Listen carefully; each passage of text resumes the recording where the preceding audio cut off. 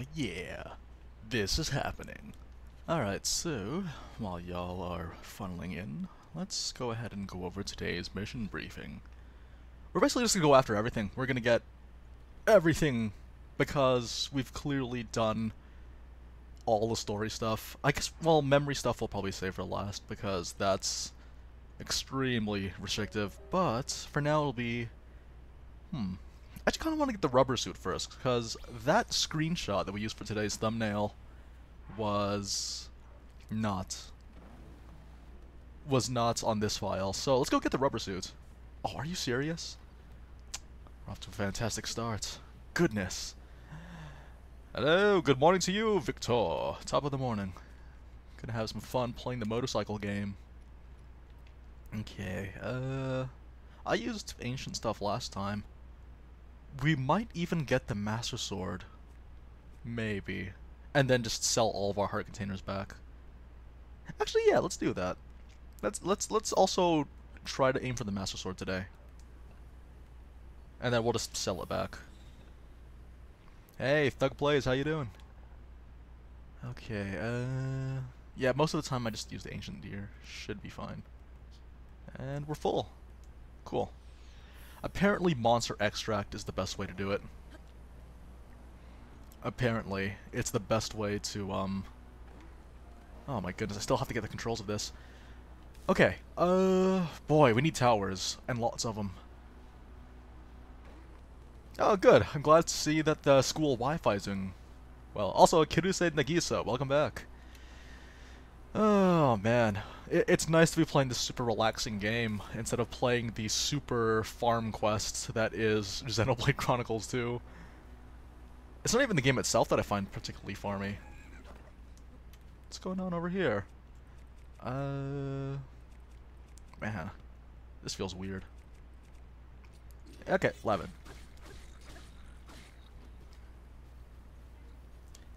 Hey, Auto Squad, welcome back, buddy.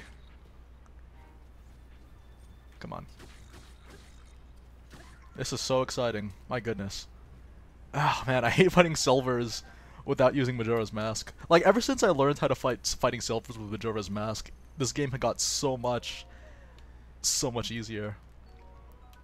Okay, so cool. It's fuel, apparently. You know what? I don't even know. Maybe the people were joshing me that time when they told me that monster extract is the way to go.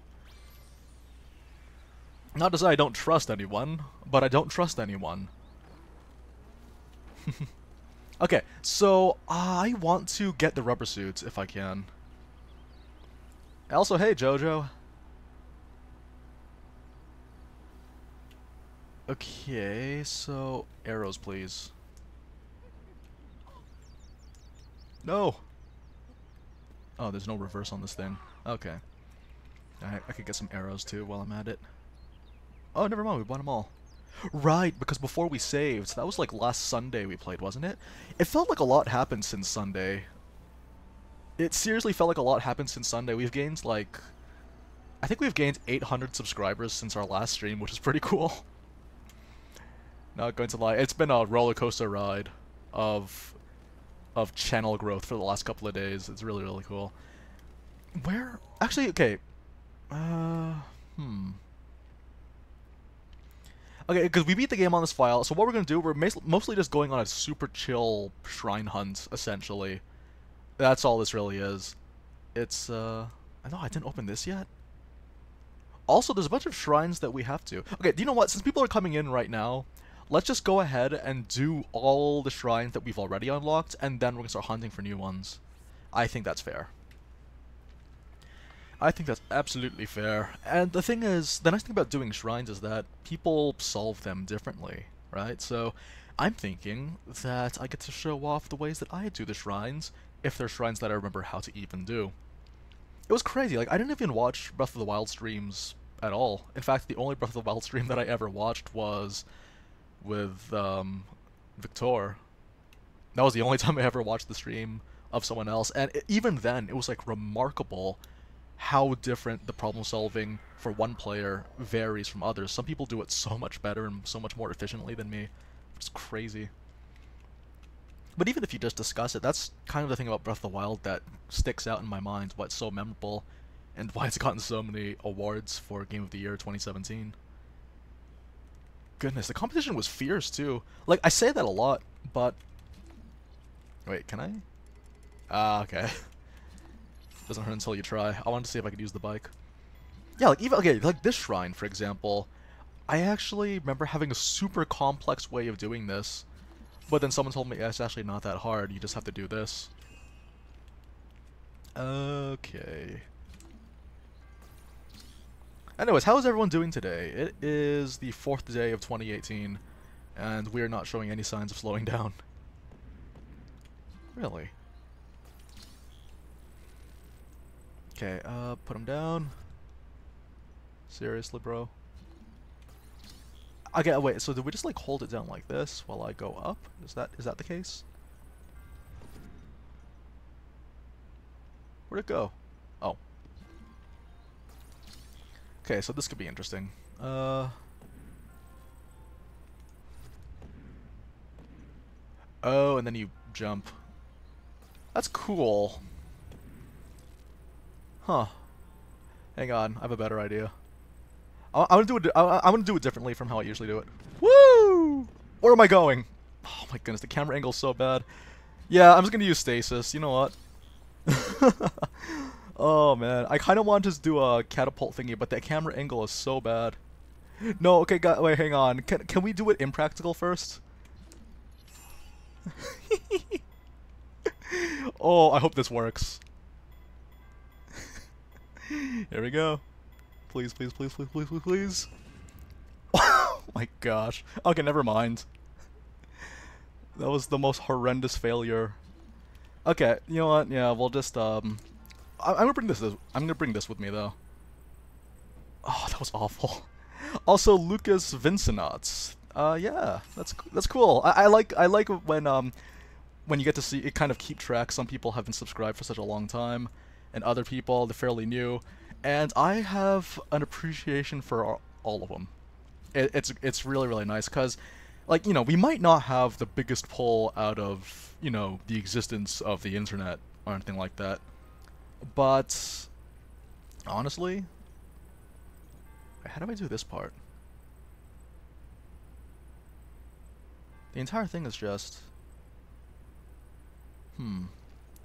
Okay. But, like, it's nice to see all the different people that we've been able to connect with here. Wait, what? This one has a stand on it, though. Because this defaults to falling on this side, so... Let's move it there. Okay, cool. Man, that's weird.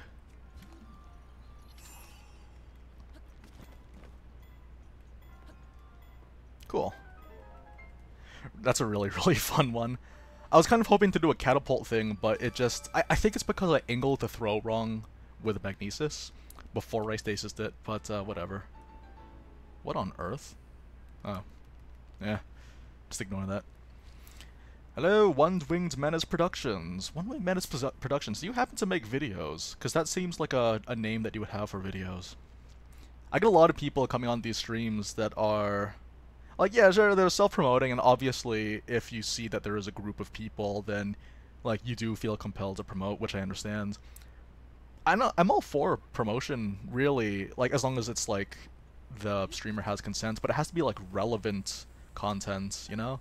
I mean, if it's, like, a guy that has, like, a Breath of the Wild channel, or a Splatoon 2 channel, for example, or a Xenoblade Chronicles 2 channel, like, if people had, like, you know, like, Xenoblade 2, or any Switch IP, really. Like Mario Kart 8 Deluxe. Oh, you know, okay, sorry, I said I would just do all these shrines, wouldn't I? Like, yeah, if they had,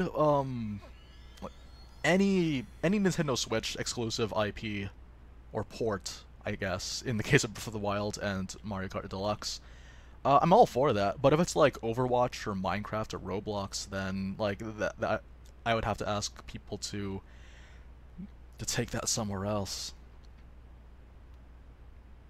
Do shrines ever get boring? Oh yeah, no, I bet they would, but honestly, anything would get boring if you do the same thing over and over again, right? Like, the first time I ever do most of the shrines, it's a pretty mind-blowing experience. It's a pretty mind-blowing experience because especially when I started streaming this game. Like I've streamed from a new file, I think 4 times, I believe. Because I think, yeah, I think there was the first stream that we ever did. That was a new file. And then there was the master mode stream. There was the master mode stream, which was a completely different file. And then there is the speedrun file, which is a completely different stream. There we go. Nice. Yeah, no, I sorry, I didn't mean to imply that you were advertising. No, it's just, I saw the name Productions, and I saw that there would be a lot of people visiting us on the stream chat that have, like, gaming, like, something gaming, or something productions on their, on a thing. And they're usually the people that promote. No, I didn't mean to say that you were, though. But yeah, it was just like, I remember when, yeah, like, and then, yeah, there's the speedrun file that we started, and then there's this file, which we started just so we can do Champions Ballad DLC from scratch. Because my Master Mode file, I was very happy with that one. I was very happy with all progress we made, but I didn't like the fact that you had to do main story stuff. I want to try something different. Let's just do this differently if we can. Yes. Okay, this will require a bit of genius. I remember doing this shrine once, and then someone told me that it was possible to switch where they are, like the turns. You're not gonna follow me up here, are you? Uh-oh.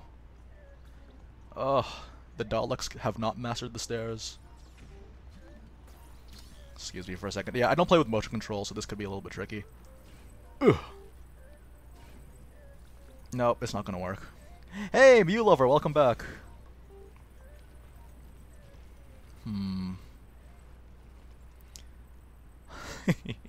Okay. I promise I'm only gonna attempt this once. And... uh-oh. Oh, wait. No! That could have been good. Alright, okay, well, I guess we'll just do this the old-fashioned way. Do you mind?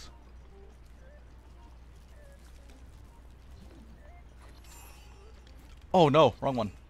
Yeah, one of the funny things about this particular DLC is the fact that, like, they make you replay the bosses, which is cool, but it's just I prefer the boss rush, that if you just do a speedrun build, then you get to fight against all the blades at the same time.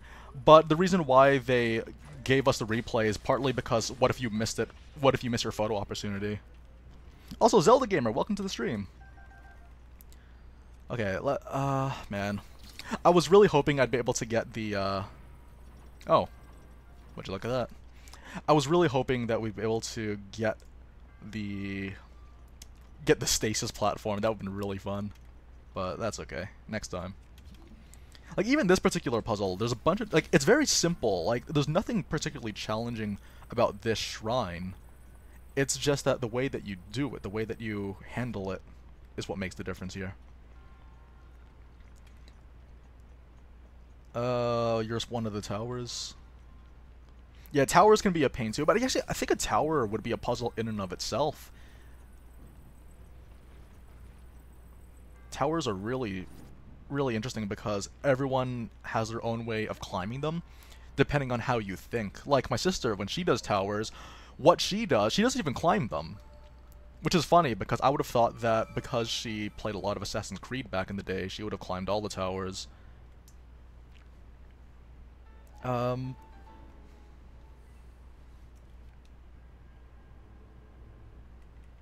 my goodness, the sun is shining in my face right now. Okay. The tower, like, she would climb it. I would expect her to just climb it from the bottom and then work her way to the top. But then what she does is that she finds the nearest peak, and then she just glides towards the tower from there. So it was so much easier for her to do it. Like, she didn't even have to rely on high stamina. She just went to the nearest tower. Oh, sorry, she just marked down a tower on the map. Then she would find the highest points. Okay, man, another shrine. The water guides. Oh, this is a pretty fun one. Yeah, we actually have a lot of shrines that we've picked up. Like a lot. Shea Loya. Oh, I like this one. All the spirit orbs. Okay, so what we're gonna do, we are continuing the spirit orbs because we're going to try to get the Master Sword today.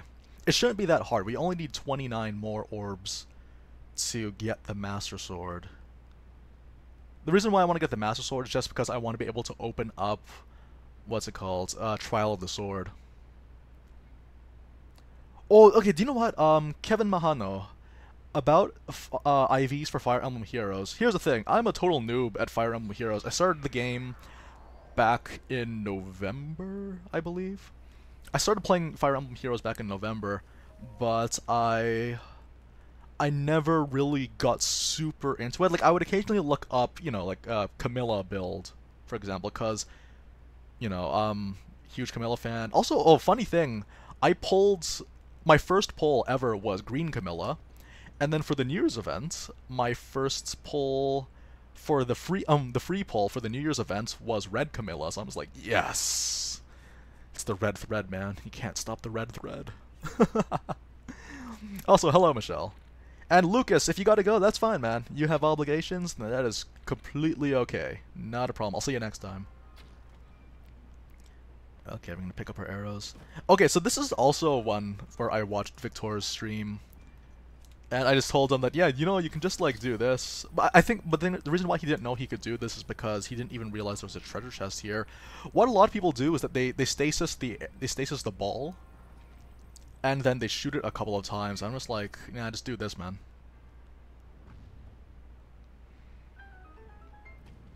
But yeah, it's really funny though, because my first pulls were Camilla of sorts, and I was just like, yeah. It's pretty awesome. But honestly though, I have no idea about IVs. I wouldn't even know how to identify them. Like I'm assuming it's like Pokemon IVs, I guess. Yeah, here's the thing, I'm completely new to Fire Emblem Heroes, but apparently it's a pretty big deal, even as far as mobile games go. I don't know why, but it is. But I'm not complaining, because I'm happy. I have my super 2 sizes too small kimono Camilla on my team, so I'm pretty good. Yeah, if anyone wants to put me through a crash course, that's kind of the thing though. I feel like the more you know about a game, the more enjoyable you'll have of it. That's kind of my thing. Like I've heard this a lot, and it's kind of been recurring in my head lately because I've been making guide videos for the last 3 months, wasn't it? Oh, well, no, almost 3 months. Because yeah, we didn't start Fire Emblem until like late October. Yeah, nearly 3 months we've been making guide videos, and one of the things about that. Ooh! Wait, is this the one where you have the windmills?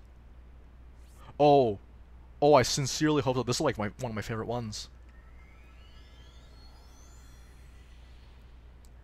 SF9, you're still stuck on the 3rd trial for Master Sword trials. That one's... I feel like the 3rd trial is probably the easiest unless you've never gotten help.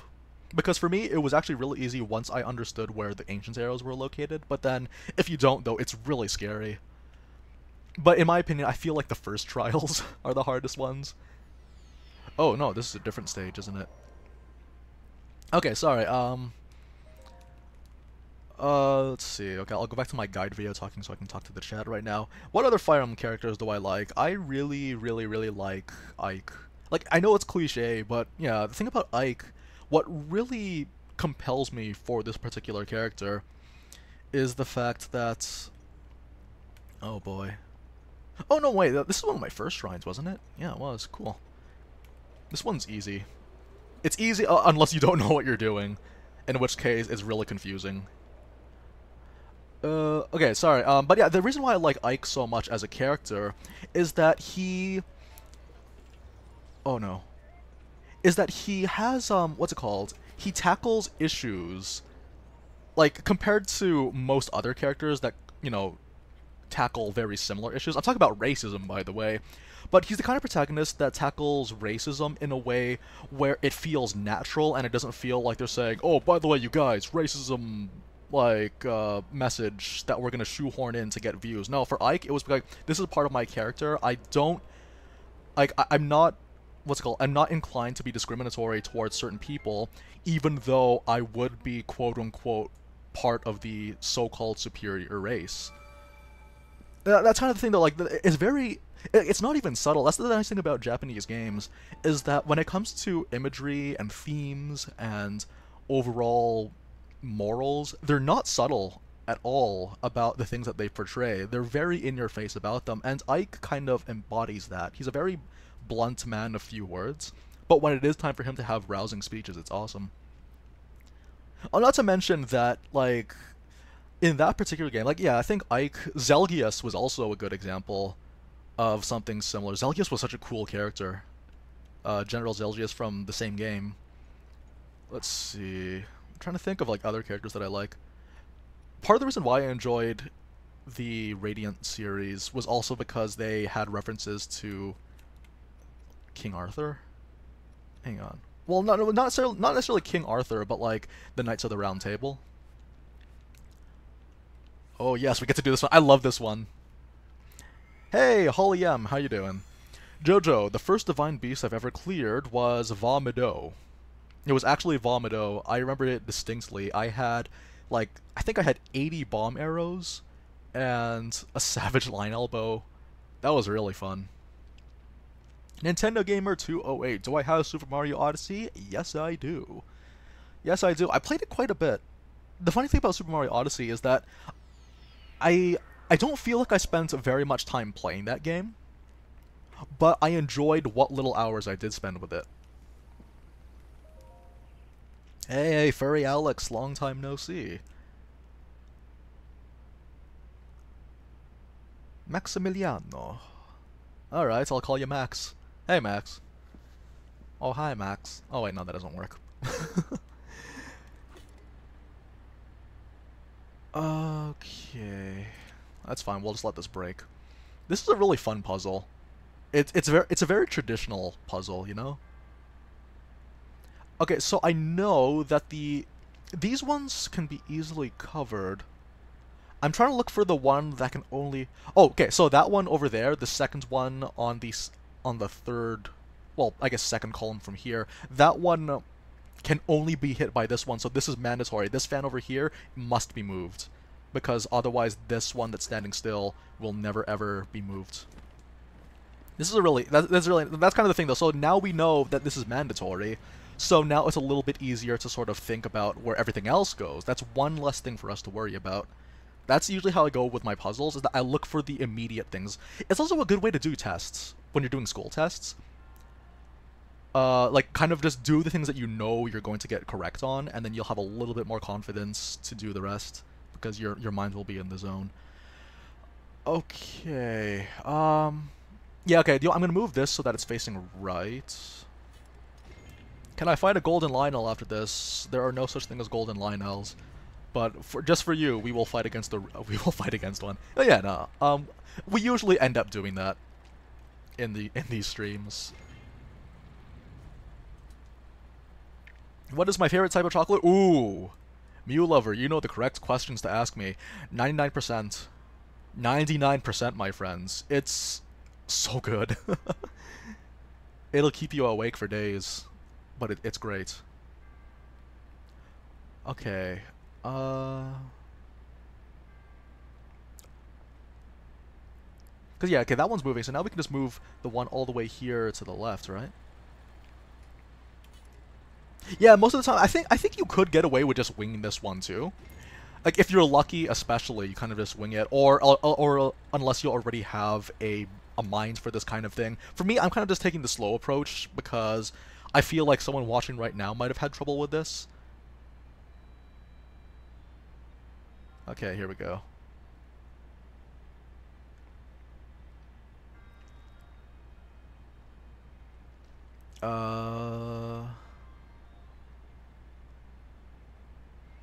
Yeah, I'm kidding. No, they do exist. It's just, it's a funny thing that I like to... Oh, actually, yeah, that's kind of an in-joke. I'll divulge it later. I'm just trying to figure this out. Oh no, I made a mistake, didn't I? Okay, this is gonna be tricky. Oh no, that's... I think that was... Hmm. Oh wait, that was my mistake. I think... No, sorry, the mandatory one is this one, isn't it? It's this one, because... Okay. Man. Like, I distinctly remember that there was a particular part where, like, it's just super obscure, but this is the one that actually is out of the blue, and you can't be hit by anything else except for this one. Okay. That's cool. Now, it's just a matter of filling in the rest, which shouldn't be that hard, because again, we have this as well. Now we need this one to move. And then we just move this one to the side.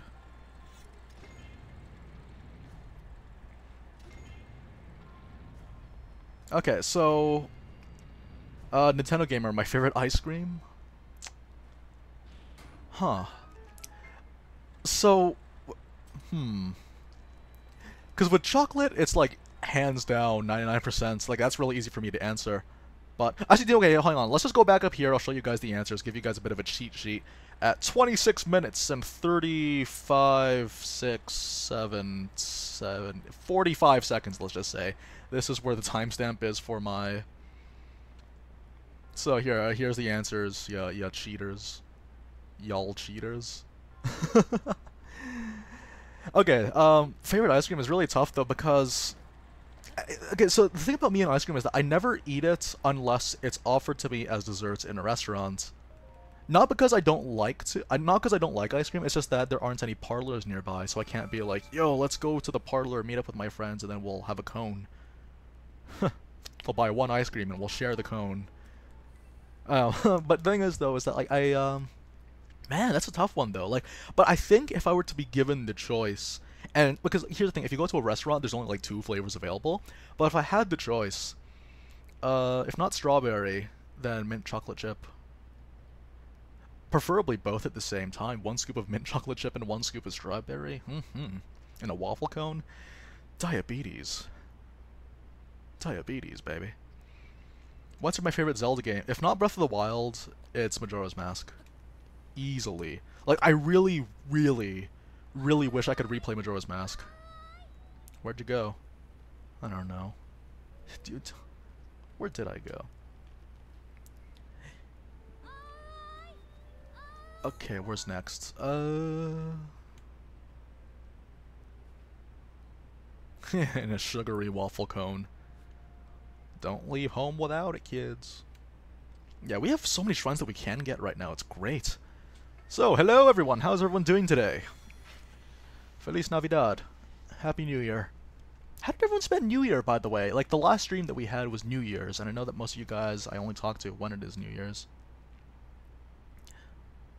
Oh, right, sorry. My manager has told me something very important.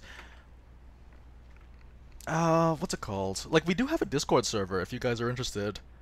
If you guys are interested, I'll put up a link. Just be sure to, what's it called, leave a introduction for yourselves and a preferred nickname. My goodness, where am I? Oh, this is the golfing game. Okay, cool. Cool. Okay, I'm gonna show off my friends. I'm gonna show off my friend's method for doing this thing.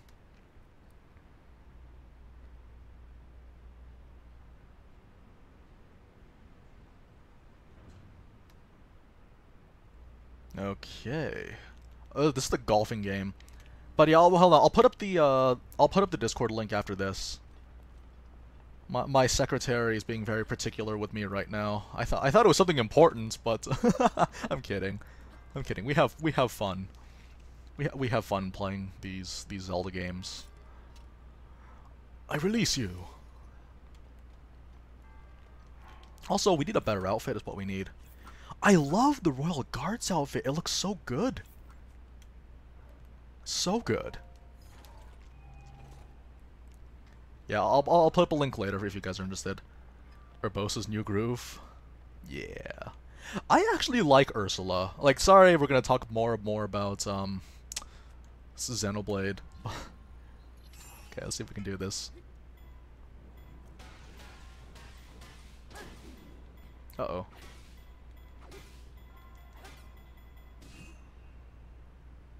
Okay, okay, okay. Okay. I angled it a little bit wrong. Here we go. I actually really like Ursula. Or at least like getting her abilities. Also, it's worth getting too. Like, okay, here we go. Oh no, oh no, this is bad. This is bad. I made a mistake. Ugh, I'm so disappointed in myself. My depth perception is really messed up right now. Okay. I don't know. Like, I really like her as a for usage too. Like as a healer, she's really good. But it's just that like reaching that point is annoying. Okay, here we go. And here we go. Okay, man, I need to get my friend on the line. He'll tell me how to do this one. So like this, right? I think it's like around here.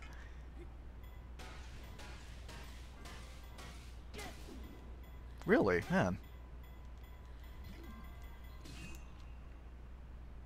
Oh, we're so close. Okay, I have to be a little bit more to the side. To the right. This is so funny. Kronk's new groove. You mean series of unfortunate events with Neil Patrick Harrison, the dude that voices Kronk?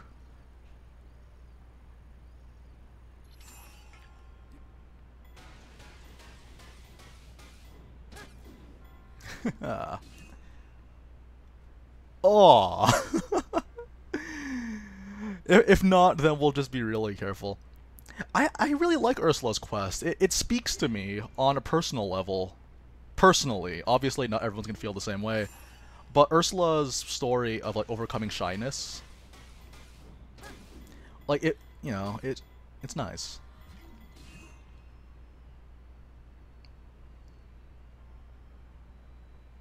Patrick Warburton's not so new groove. Love it. Okay, okay, we'll do it one more time. We'll not use my friend's method after this attempt if this doesn't work. Man, like I had one too. It was good.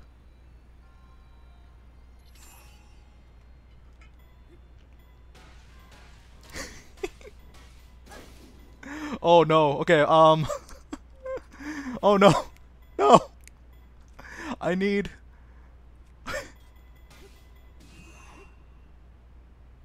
It ran out of energy. Okay. It ran out of energy. I got it. Okay, no, wait. That didn't count. That didn't count. Oh, this is so fun. Happy New Year, everyone. Bet you all missed this.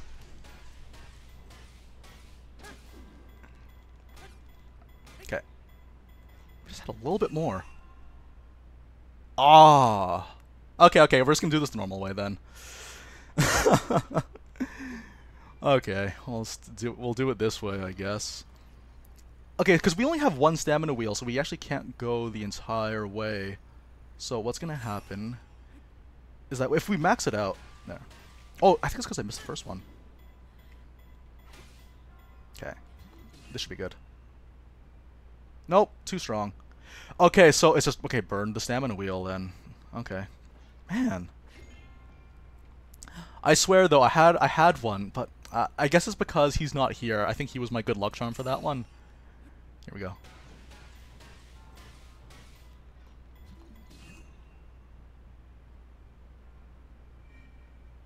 Man, whatever. Just whatever. I wanted the cool version. I wanted the cool version, but nice things cannot be had in these shows.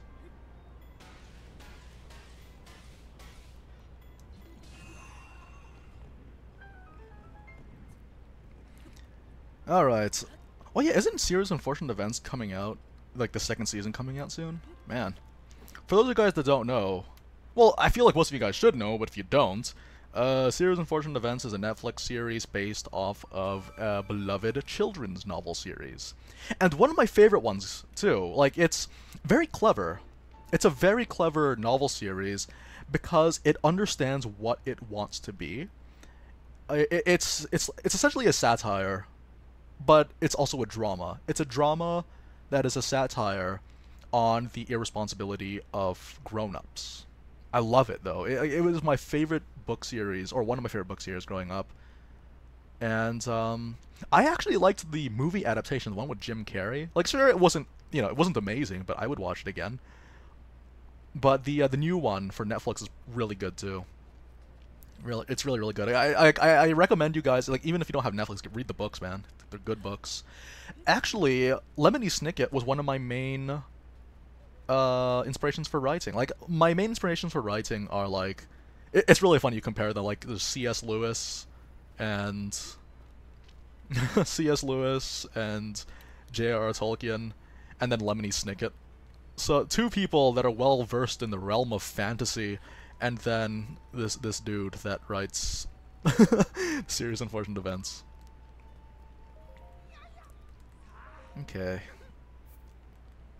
Oh, do you know what? Because we had a blood moon, didn't we? So we can actually get ourselves a new claymore to make up for the fact that we were wasting this claymore. Cool. Yeah. It's a really good one. Like, book series that I would, like, for a kid especially, is because when you read it, or sorry, not even when you read it, when you read the back of the book, it sounds like it's gonna be a really depressing story. And the thing is though, is that, like, we don't, well, as a kid, maybe eventually you'll want depressing, but it's in a way where it kind of appeals to that, but then it still gives you the sense of, like, cheeky humor without being explicitly cheeky humor. Occasionally it does, but man, it's good. It's another book series. No, there's a lot. Like, the thing is though, like, if you're super into like fantasy medieval novels like me, then like I guess Brian Jakes would be one. Brian Jacques Jakes. Hey, Game Over Jesse. Have not seen you in a while, my friend. Wait, it's up here, yeah?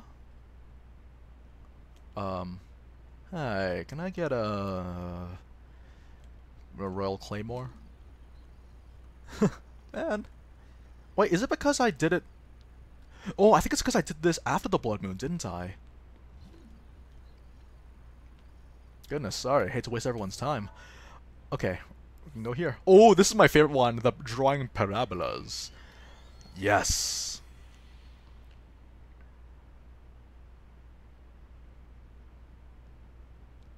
Oh, let's see. Is there a lag issue? Well, yeah, I've been getting a report about lag earlier too, but yeah, okay, yeah, there's a bit.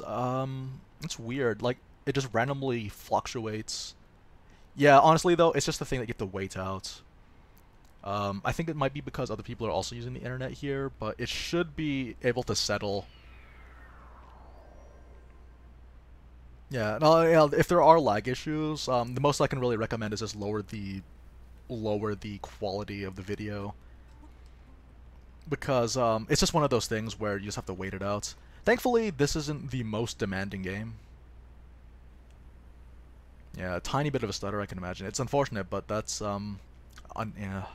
There's actually very little that I can do aside from just like well, okay, that's not true. Maybe I could theoretically sign a 3-year-long contract with an internet service provider so that I can have exclusive internet connection exclusively in my room. That would be the only way. I think that would be the only thing that I could do. But honestly, though, I don't think I'm willing to make that commitment.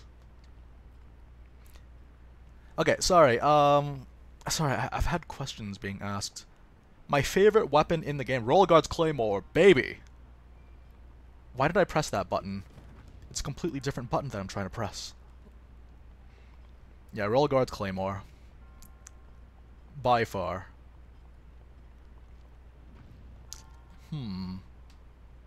Okay. So... I'm wondering... This never works according to plan, but I have to try, you guys. Jordan! Nope. This is never going to work according to plan, but we have to try. So, don't try this at home. Okay.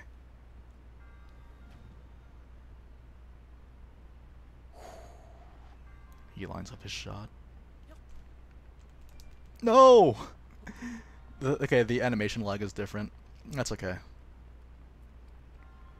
Favorite shield is pretty obvious. It's also my favorite waifu. Okay, I'm wondering, can I do this? Like, can I just... Like, I know this is gonna take up more time than actually, you know, doing it like normal, but I have to try, man.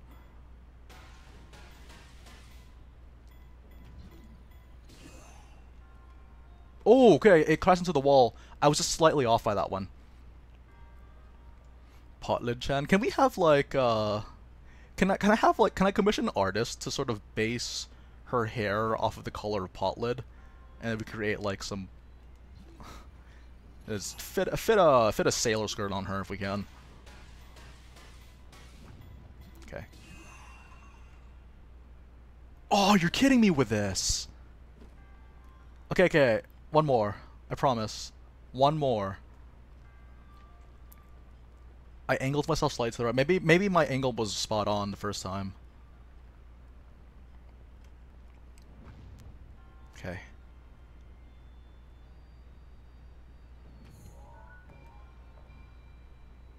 That's not how that works, but okay. Whoa. Okay, last try, I promise. One, two. Yeah. Why? Why? Okay, we're doing this like the normal then. That's so frustrating. And just a tiny bit heartbreaking. But whatever. Just whatever.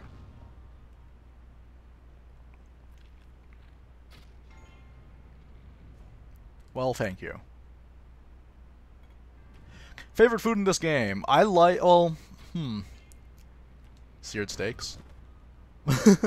Seared steaks because, I don't know, I think it's just really funny that a steak heals that much HP, which is not very much, mind you. It's not very much, but it does that. Man. Yeah, that platform's really small, so that's why it didn't stick. Oh, I have to leave the ball alone. Okay, we're good.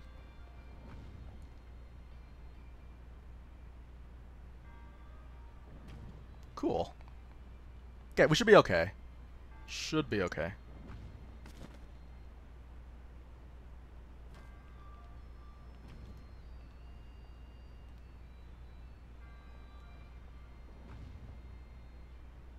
Nice. Oh, wait, I think I made a grave mistake. Who is tougher, Ganon or Xenoblade? Oh, definitely Xenoblade 2's final boss, without spoiling anything.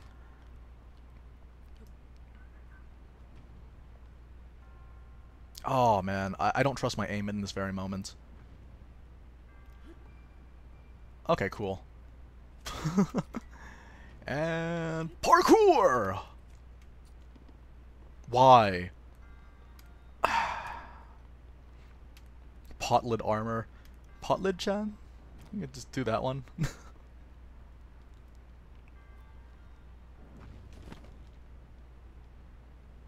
There we go.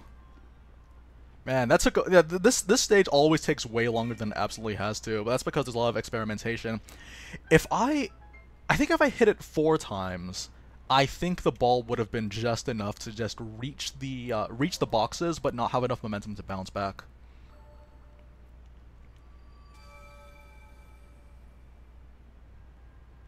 The only thing about Xenoblade, like the only reason why I would consider him a challenge is because he has this one attack that's an insta-kill, but if you play properly, you'll beat him before it happens. It's kind of just a setup for, like, you know, when you play post-game bosses in that game, most of them will have extremely high damage if you let the battle go on for too long.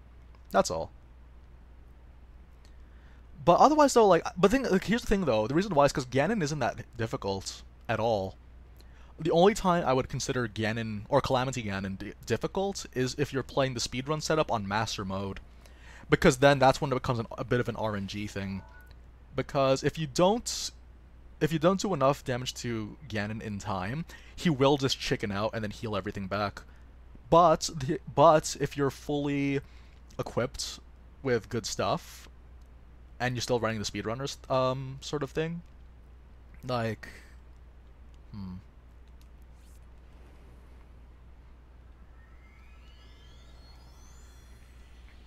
sorry, like, but if you have the if you have just good equipment though, that it should be fine. So even then, he's not that much of a challenge. Still a lot of fun though, don't get me wrong. Calamity Ganon is the third best boss in the game. Third best. I think though the bosses of Breath of the Wild were actually pretty good, aside from the fact that they looked very samey, but it kind of makes sense that they all look the same because they are the same entity. That's just how I feel about it anyway. Oh man, I love doing these shrines. Like, I personally enjoy these shrines. What else? Like, I don't know, it's just the thing about Xenoblade in general, is that it's actually very difficult, but only because there's that learning curve. Once you've finished the learning curve, you're good to go. Oh, I didn't even need to do this. I keep forgetting. Every time. Every time I come to this stage, I keep forgetting that I don't have to do any of that stuff. Man. Here we go. Oh boy. Okay. Make your play.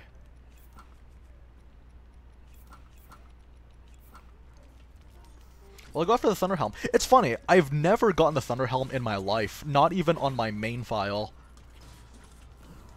I've never ever gotten the Thunder Helm in my life, so maybe. It's just that I think I would need, like, a guide for that one, personally. Otherwise, we'll be here for too long.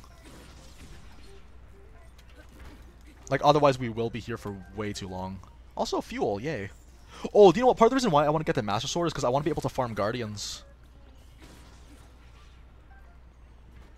Yeah, I'll just get some weapons here. Because the thing about farming Guardians is that it's one of the few things that you can do at this stage in the game. What on earth? Open, please.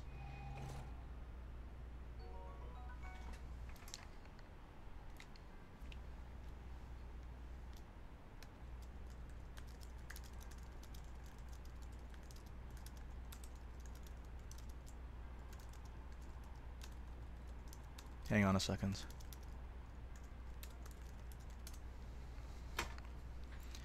Yeah, it's just one of those things where it will just keep going. Yeah, sorry again. The thing about the internet in my house is that it varies from being very good to being very not. The thing is, I can't really blame anyone for it either. That's the thing. I can't exactly be like, it's this person's fault because they're doing this, because there's only so much that a person using Netflix can do. Okay. Wait, I just have to... What do I have to do for this part? Huh. And then I have to hit a switch to... Wait. Goodness, I actually completely forgot how to do this part. Yeah, honestly, it's just one of those. It's very annoying sometimes, especially on streams like this where there's a lot of people watching. I just like, I can't help but wonder how the big guys cope, you know? Like the really big streamers. I guess for them, because they know they're gonna draw in a large crowd, then they have like special internet packages. But for me though, mine's fairly basic. Like the way that my ISP works. By the way, since net neutrality was repealed, has the world ended yet? Because people, like, I remember people were asking me how I felt about the net neutrality thing, but like, you know, it's not that I don't care. It's just that I've been very preoccupied with other things in order to have an opinion. So that's kind of my thing, though. It's like people were super scared or passionate about it, but like the world doesn't feel any different. But you know, it's perspective. Cool, get to do this. But yeah, like if we were like a bigger channel and we had to focus on streaming, then I totally would just spring for that. I'd probably end up just springing for, what's it called, a better internet package. But that's the thing though, like the rules are a little bit different. I think in the future things might change. It's just one of those things, especially when you're starting out a YouTube channel in general, you have to sort of maximize what little you have in order to make the most of it. Like, some people are really good at what they do, and if they're really talented and they can, you know, make good content with what little resources they have, eventually they can earn the better resources and then it becomes better. Most people, they're not, like, instantly, you know, super developed. Oh, so it hasn't been revealed yet. Okay, like, yeah, because a lot of people are talking about it, but, like, the world doesn't feel any different. Yeah, the repeal happened through the changes, though the changes haven't happened yet. That's the thing, like, so that's kind of my thing, though. Like, I don't know enough about it to really say anything, but, like, at the same time, I kind of can't help but feel that it's just one of those things where something will happen and we won't like the change, but we kind of just adapt. It's how I feel a lot about tragedy, actually. Whenever tragedy happens in someone's life, what's it called? Whenever a tragedy happens in someone's life, it's terrible. I'm not trying to say that it's not terrible that bad things happen, because by nature, it's bad. Man, that's a weird sentence to say out loud. But you adapt to that, and then you just kind of continue on. Like, your life may seem worse, but you kind of just continue anyway. You just endure, because that's how... Well, personally, that's how I think humans are designed. I feel like humans are designed to adapt to happiness and tragedy. Like, I don't know. It's just I feel that, or sorry, I believe that. Oh no, how do I do this one? Wait, is this the? Oh,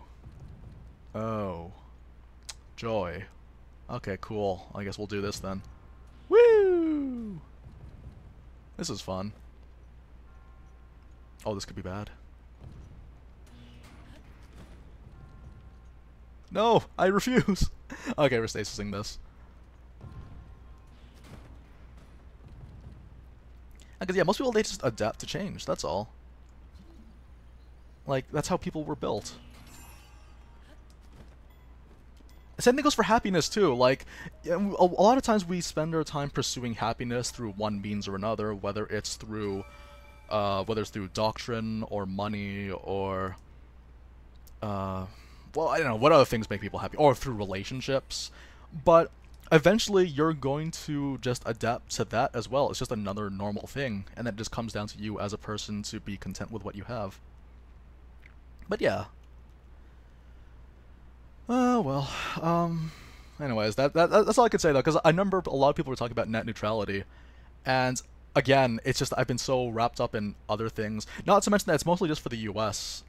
I'm in Canada, but the thing is, though, things that happen in the US tend to affect us one way or another, but I try not to concern myself too hard with that one, because again, like I can't control any of that stuff, so I might as well just endure, because I have to understand that I can't control everything that happens in my life. There will be things that I can, and those are the things that I have to take responsibility for. But aside from that, though, I gotta do my thing, you know? Gotta do my thing. Okay,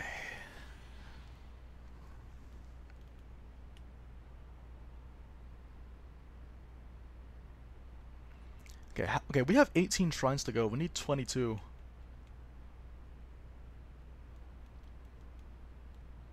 22? Yeah, I think we're gonna have to go for a hunt. In that case, like, does anyone have any shrines in particular that they want to suggest? Oh, do you know what, though? I do want to get the rubber suits.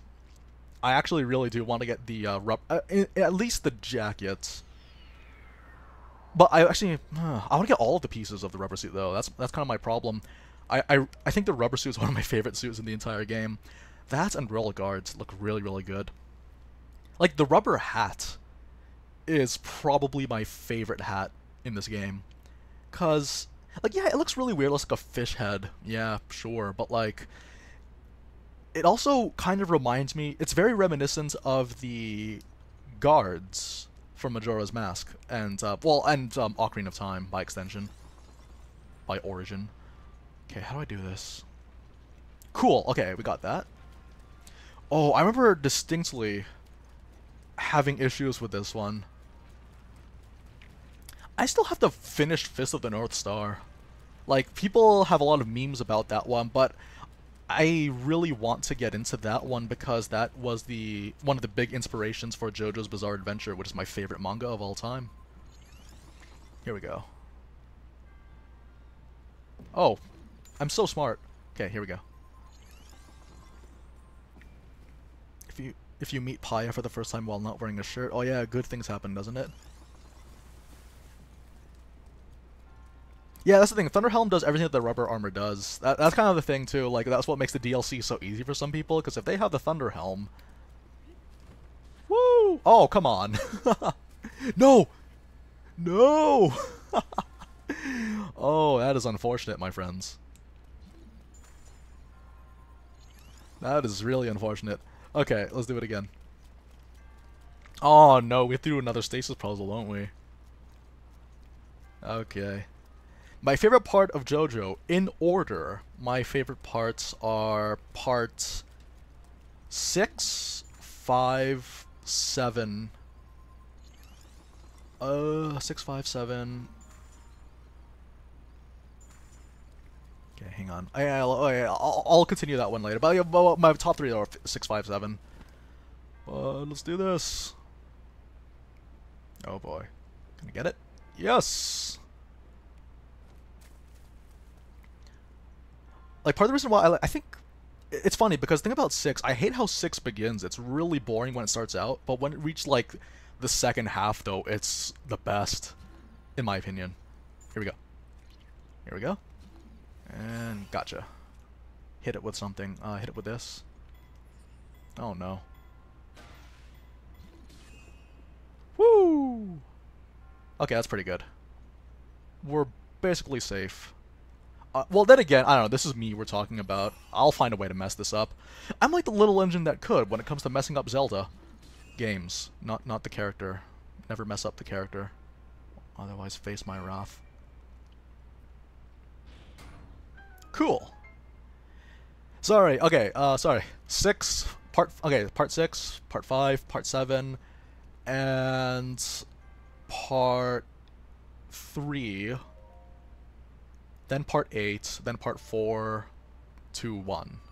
I like them all. This is the thing, I like them all, but like if I had to order them in terms of how much I would want to reread them, then part 6 and 5 are on the top.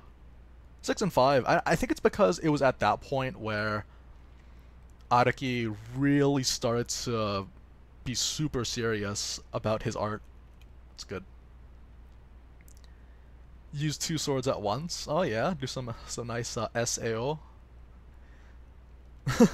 Some nice SAO. Oh no, I lost 500 subscribers for mentioning Sao. Okay. Oh man. Let's see. Speaking of manga that I read, Berserk. There's a new chapter coming out this month. I forgot. For like 5 seconds I forgot. Okay, here we go. I guess we're going to go to this shrine. No, let's get this one first.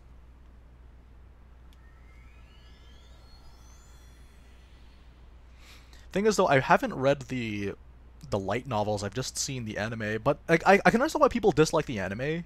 Like, sure, very valid reasons, but I don't know. I feel like I'm the kind of person that goes into something understanding all the criticisms and also noting all the criticisms hurled towards something, but I'm kind of just like, well, sure, but I'll just watch it anyway and I'll enjoy it just for the sake of enjoying it. It's kind of weird. Like, I don't like bad things for the sake of liking bad things necessarily. Sometimes I do, like The Room or Sonic Forces, but when it comes to any show that people say has a bad reputation, like, yeah, I get it, but at the same time, like, in the end, it's a show, it entertains certain people, and I can see why, and then I'll enjoy it just for that.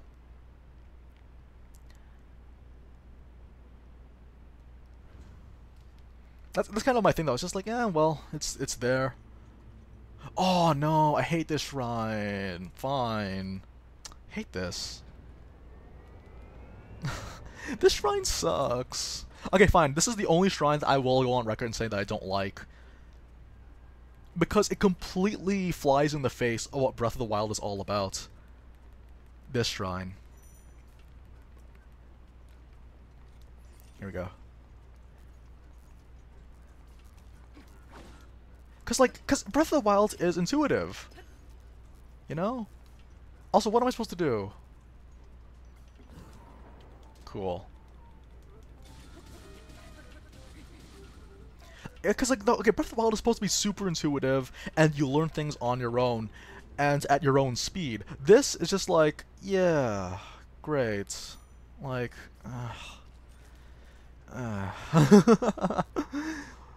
backflip. Ow. Also, the timings are so different from what I'm used to as well. Like, you never fight an enemy like this ever again. Like, this should be, like, theoretically the easiest thing to ever fight against in your life, but because I don't know the timings and I'm so unfamiliar with them, and used to fighting things that look like this but aren't this, goodness. You liked it until it went Elvish? I was, like, well, the thing is, I have my own criticisms for it, but I kind of just like it for the sake of liking it. Like, hang on. There we go. Alright. Are you done yet? Charge attack. Yeah. Yep. I get it. Thank you, disembodied voice. Yeah, that's the thing about this game, though. It holds your hand, just like what Spectral X says. It holds your hand in a game that does not hold... that never does that. Like, it's... why? But at least it gives you a free Guardian weapon, so for newer players, it's like a really strong weapon to get early on. Like, at least it gives you that free weapon. You just have to endure the tutorial, but if you're new, and, like, 20 damage on a weapon, on a one-handed weapon, is really good for the opening hour of the game. My favorite shrine, that's the thing, like, I love a lot of the shrines in this game, but it's hard to pinpoint one. No, sorry, no, that's not true. The Spiky Shrine, my friends. From the DLC. The Spiky Shrine, to answer Ashley Smith's question. But it's kind of the thing though, like, I've kind of gotten to a point in my life where I could watch something that people would make the case for being objectively bad.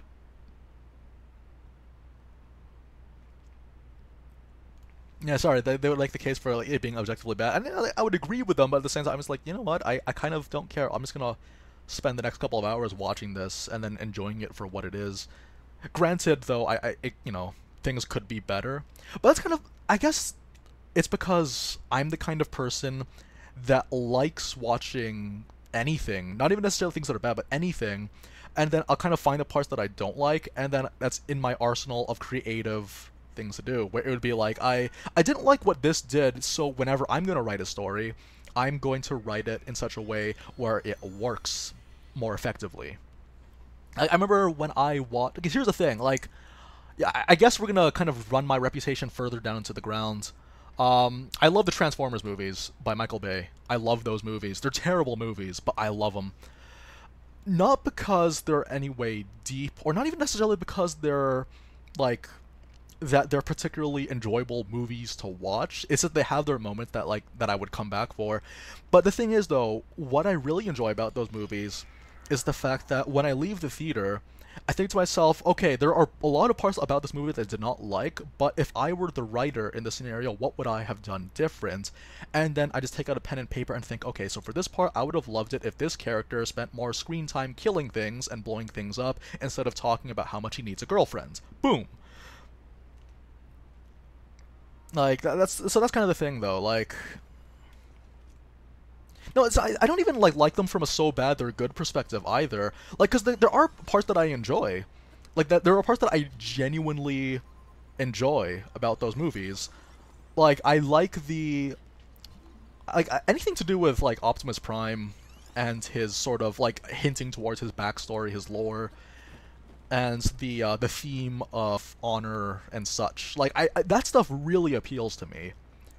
Like, anything to do with, sort of like chivalry and Also, just like the really hardcore moments. I love those. Let's say what you will about Michael Bay, he knows how to choreograph stunts.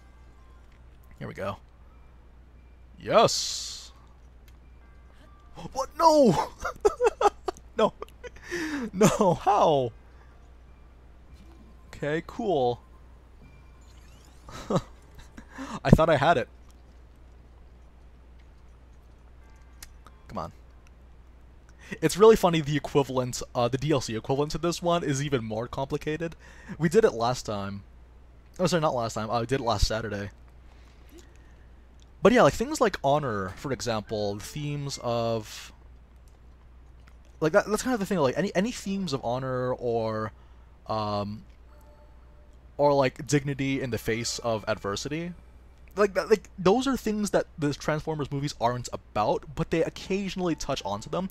Not to mention Steve Jablonsky, the composer for those movies, so good. He actually, I will consider him the best soundtrack composer for movies right now. Like I like him more than Hans Zimmer. Sorry, sacrilege. Sorry for that sacrilege, but That's kind of thing though. Like we have. I think that's one of the reasons why I come back is because the music, like for me, I think my enjoyment of anything also is an auditory experience. Like, yeah, like I remember, if something has a good soundtrack, but it's a 7 out of 10 game or movie, like yeah, hey Jules, how you doing? So if something is like a 7 out of 10 game or a 7 out of 10 movie, but it has an amazing soundtrack, I'm gonna bump it up by like one point. That's usually how I would go about it. Like, what's one that comes to mind? I'm trying to think of one off the top of my head. There's a bunch of them, but there's so many. Like the soundtrack for, let's see. Oh, okay, you know what? Final Fantasy 15. Here we go. Okay, Final Fantasy 15. That one was... Like, okay, so there's a particular fight in that game where I had no clue what was going on, and the person playing the game had no clue what was going on. But the music was awesome, so we didn't care. If anyone's played that game, then you know what I'm talking about. Oh, man.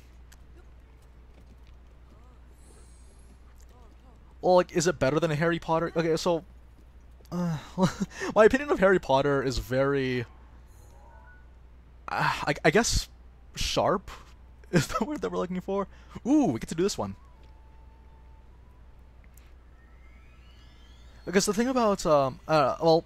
Because isn't the whole point of Bright it's supposed to be, like, tackling the themes of discrimination and police brutality or something like that? Like, I feel like that's what it is, but I might be wrong. I might just be racist. I don't know. But I don't know. Like, is that what it is? That's the thing too. Like, whenever I watch a movie, even if it's bad, but that I see that there's a very clear idea that they're trying to get across. It's kind of like what I said with Ike with Fire Emblem, is that there is an idea behind. Although with Ike it was well done, but some movies don't do that well. Like, you know, Bayformers. Because yeah, like Bayformers is about, you know, adversity and dignity, or honor, chivalry, things like that. They try to do stuff like that. Oh, so it's like a cyberpunk fantasy. Oh, okay, so it's like cyberpunk fantasy. That sounds pretty cool. But the thing is, though, is when it comes to like tackling themes, if it's so in your face that it completely sounds like the creators are trying to preach to me, then I might take issue with it. But if it's well done, and even if it's like a theme that I disagree with, like if it's a theme or an ideology that I disagree with, but they do it well, then I would say that they've done a good job. Whereas with Harry Potter, I don't even know what they're trying to teach us with that one. It's like it's an upper class school, and people are given weapons to defend themselves, and there are barriers to prevent people that aren't like, you know, that aren't part of the, or sorry, aren't eligible to be part of the private school to join us. It's just like, man, what kind of lesson is that teaching our kids, man? Okay, oh, we have to do it like this, right? Yeah, this could be weird. How do I do this? Oh, no. this away. Yeah, I remember this one just being really weird. Yeah, that's the thing, like, I don't, yeah, like, if it's just, like, that's kind of the thing, though. I feel like a lot of readers try to make it out to be not just a story of good versus evil, but thing is, though, if you just settle on that, then I'm totally cool with that. But, I don't know, maybe it's because I'm, like, I follow the author on Twitter, and she tends to be a little bit,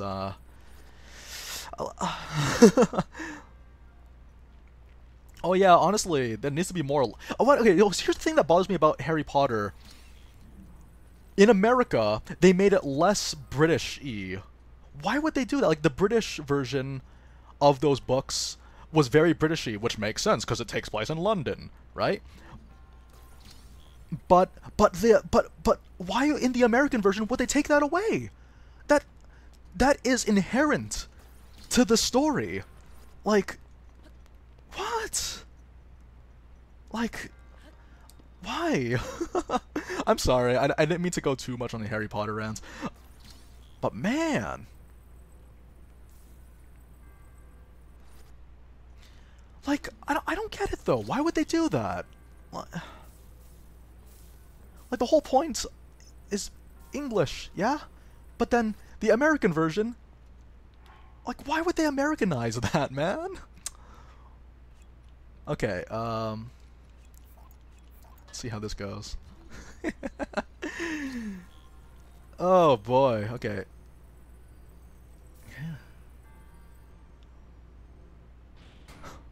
Oh no, we might not be able to make it in time. Oh, no we will. Cool, alright. I thought we had to kind of keep it in place, but that works too. Did you guys like how I did this?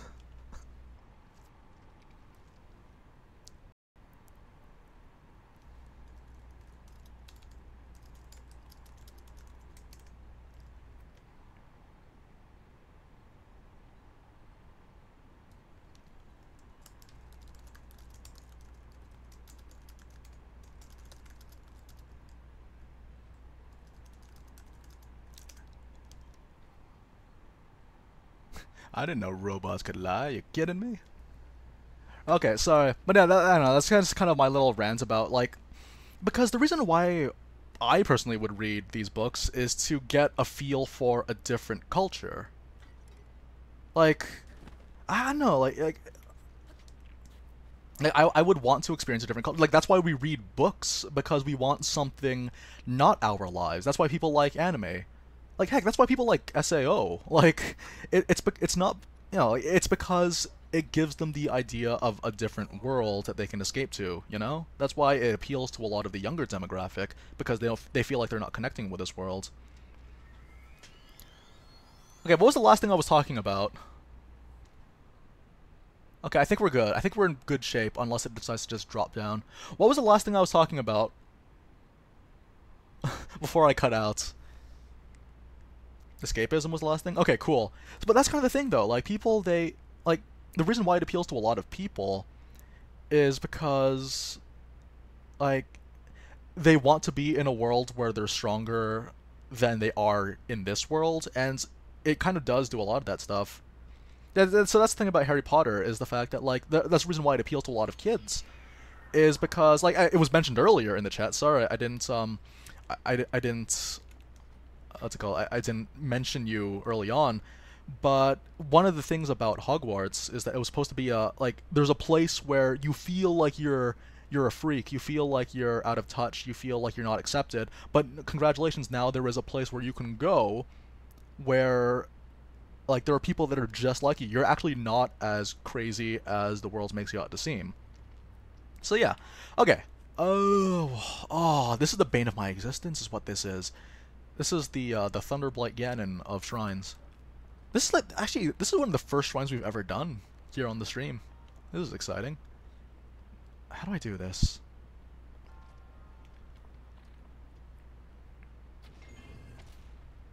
Okay. We were talking about Harry Potter because... Oh, because we were talking about Bright, which is a movie I have not seen yet. And there were comparisons made between Harry Potter and Bright, and then I like to talk about books. Because earlier today we were talking about Series Unfortunate Events. Actually, that's funny that you mention it, because well, when the books came out, I was quite little, but yeah, I was very little when the books came out, but when the movies came out, I was a little bit younger than the kids. Yeah, I think. Yeah, I was a little bit younger than the kids, that as they were featured in the book. But like there was that so I think that was part of the reason why too, why people like the movies so much, is because they were semi-relatable. But the thing is, I kind of have my own criticisms about the book in and of itself, especially with the protagonist. I'm not super keen on the protagonist, but like there's a lot of there's still plenty of things that you can enjoy. Okay, here we go. I forgot how to do this part. I'm sorry. Also, isn't there like a key that I can get around here, or like yeah, there's a key that I have to get. What do I do? Oh no. Okay, let's try this. We're gonna waste a lot of arrows coming here, but thankfully it's positioned in a way where all the arrows will end up in the water anyway. No, made a mistake. I shouldn't have jumped in. Man, we're okay. Everything's good. Right. But yeah, so I guess what I also wanted to say, again, like going back to the whole Bayformers talk, was that I tend to be the... Am I gonna die here? Man. Okay, right. Okay, I guess we'll just do it like this then. No! Joy-Cons. Come on.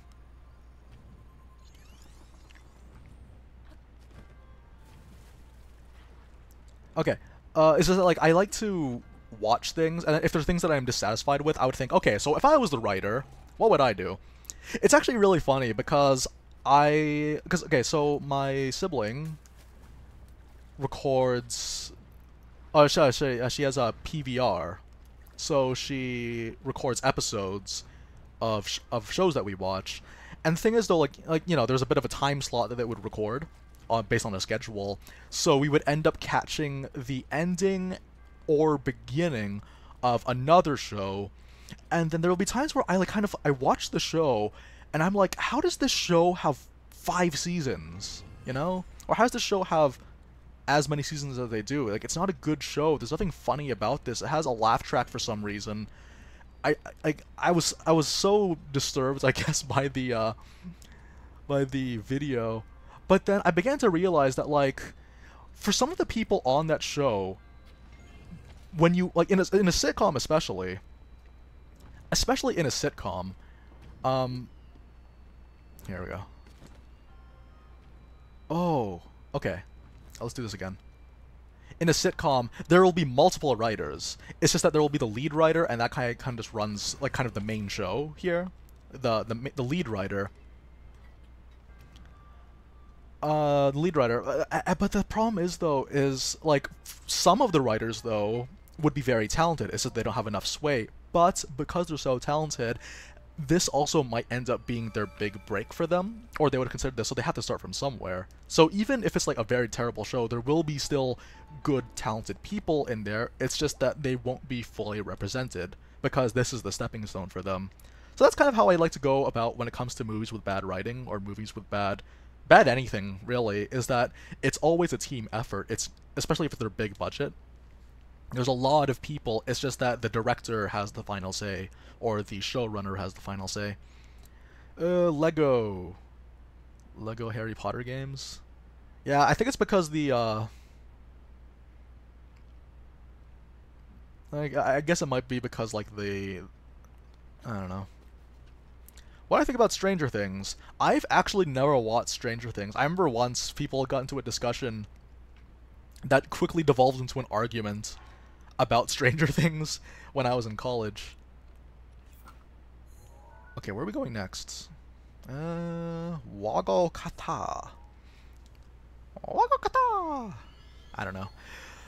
Stranger Things, though, like, from what I understand, it's a show that's very nostalgic for the 80s. So that's lost on me, because I wasn't alive during the 80s. Yeah. So, I don't know. The Last Jedi. I will go on record saying that I thoroughly enjoy The Last Jedi. Like, I can understand why people don't, which is fine. But me personally, again, like, I am the kind of person that just likes things because he plans on liking them. Because I love Star Wars. Like, I grew up watching The Phantom Menace.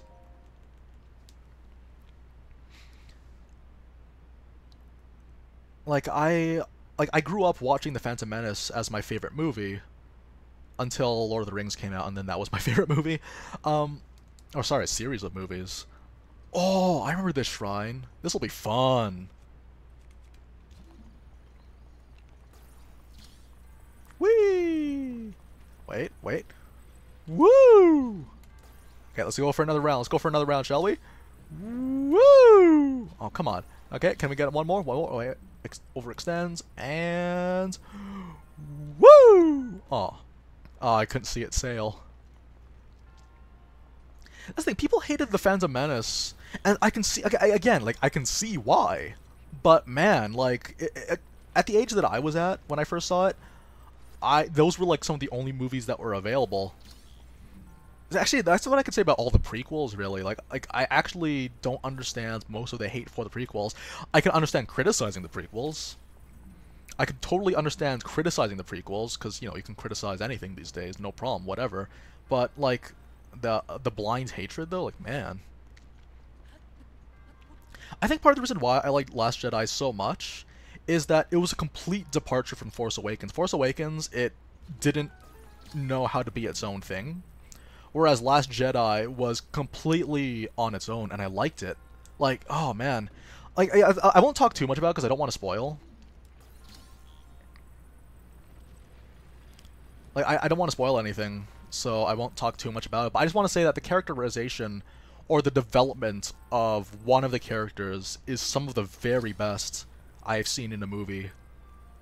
So I think that's why I like it too. I think it's because I feel for these kinds of characters.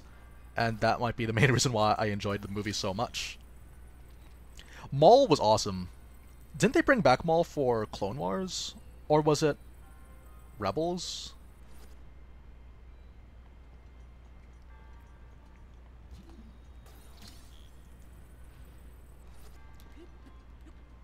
Yeah, that's the thing. Here's the thing about Star Wars. It's naturally very divisive. Like, it's going to divide. It's going to divide everyone just because people expect different things from them. So that's kind of the thing too. Like, aww, really? No! Oh, my Legos. What the? Okay. Oh, they brought them back for both. Rebels and clones. Nice. Man, that's cool.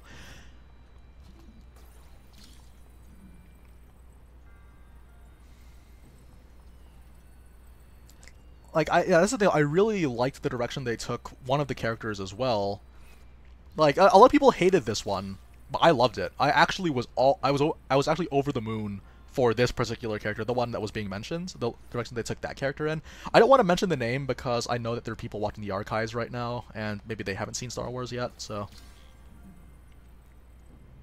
That's kind of the thing, though. Like, Star Wars in general, it's the kind of franchise where you can't please everyone, so you might as well just have a battle plan. That's how I felt about Force Awakens. I did not personally like Force Awakens, but I understand why they took the creative decisions that they made, and it's because they're gonna update a franchise, a very old franchise, so they might as well just remake a movie that they know that everyone likes. Like, they were essentially just remaking A New Hope. Okay, I don't think we have enough space for this one. Can we do it? Nice! Okay, let's not mess this up.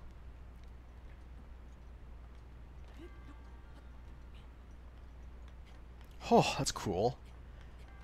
Woo! That somehow worked. Spent so much time on that one.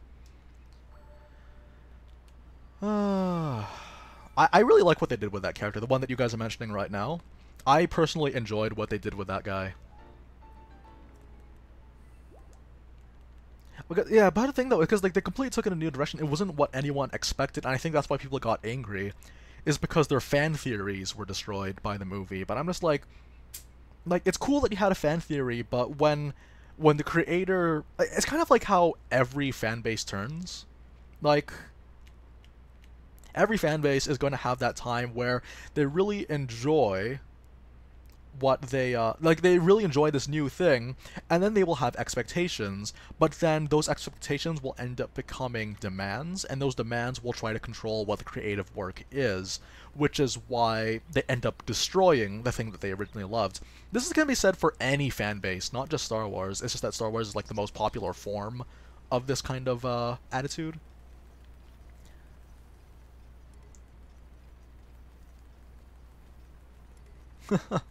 Oh, this is so cheap. Boba Fett. I actually really liked what they did with Jango Fett in Attack of the Clones. I thought I thought it was really cool. Actually, I think part of the reason why I had such a kick out of Boba Fett and Jango Fett in Attack of the Clones was because they looked they looked ambiguously Filipino. And growing up, like, you know, we didn't see any Filipino actors. Yeah, Star Trek is pretty. I know. I think Star Trek's even worse in terms of how their fan base reacts to the changes. But yeah, honestly, Star Wars though, it's like it's just such a popular thing because it's. I think Star Wars is a lot more accessible as a big sci-fi series compared to like Battlestar Galactica, where you have to be like super caught up on it in order to enjoy it. At least that's my opinion. Oh, this flower girl. What? Why? Why would you dive?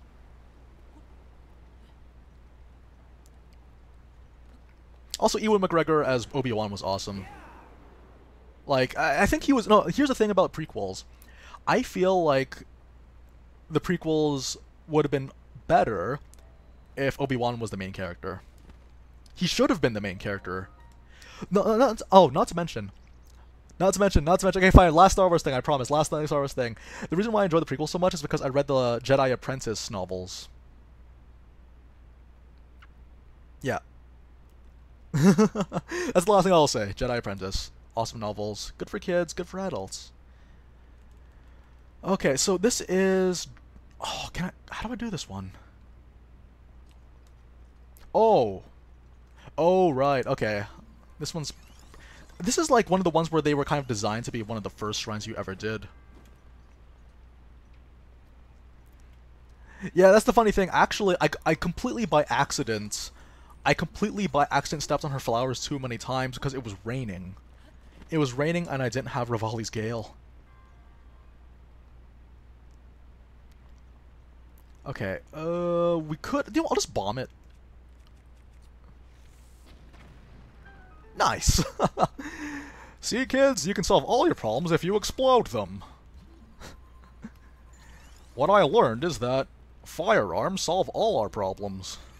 My goodness. Is this what the kids want? That was fun. We had a good time. We had a good time.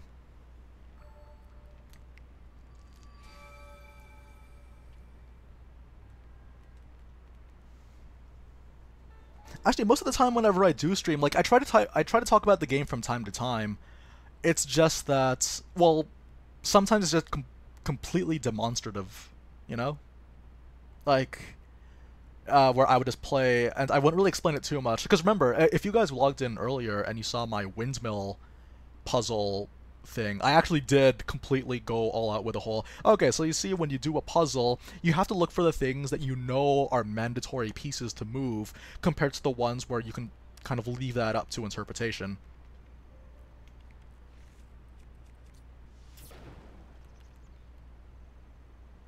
No updraft? Really? Man. Must not harm the flowers. Really? Okay, will not hurt the flowers. Watch out for the flowers. Really? Okay.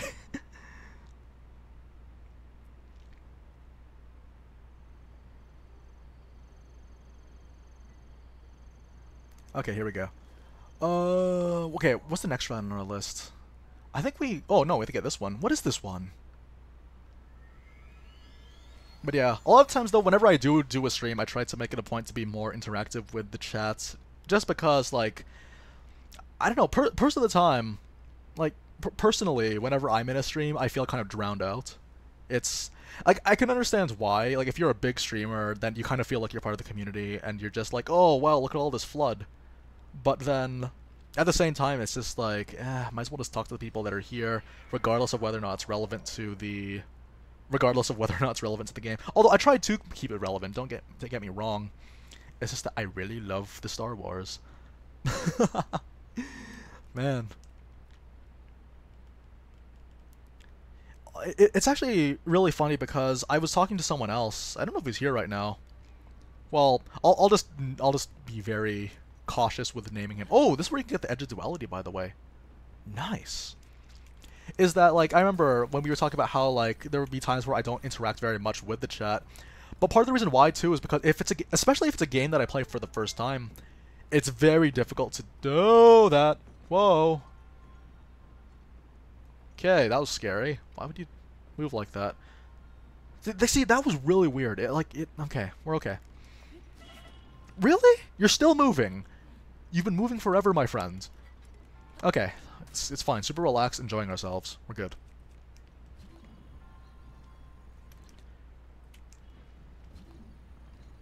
Here we go. It's one. Oh boy.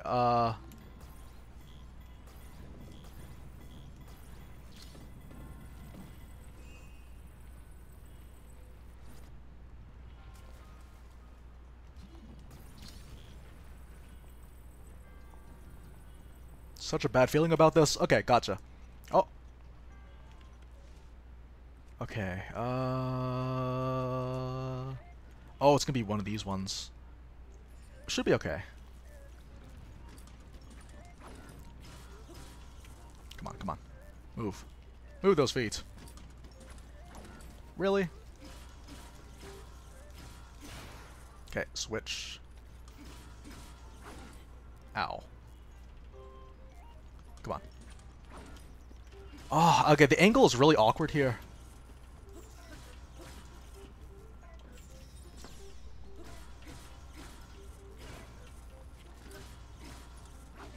Nice. Oh, I thought I had a fairy. Oh, okay. Yeah, it's one of those things though, like I remember once when I was doing the Skyrim stream and people were complaining that I wasn't being as interactive, but I think part of the reason why was because I've never played Skyrim before and I was super confused and I was trying to figure out where I was going. And also, like, the exploration was weird. The exploration was really, really weird. Like, it was so jarring that I actually had no idea what I was doing. But, you know, it's just one of those things. No, like, the reason why I didn't eat it is because I thought I had a fairy. Okay, go. Go. Go!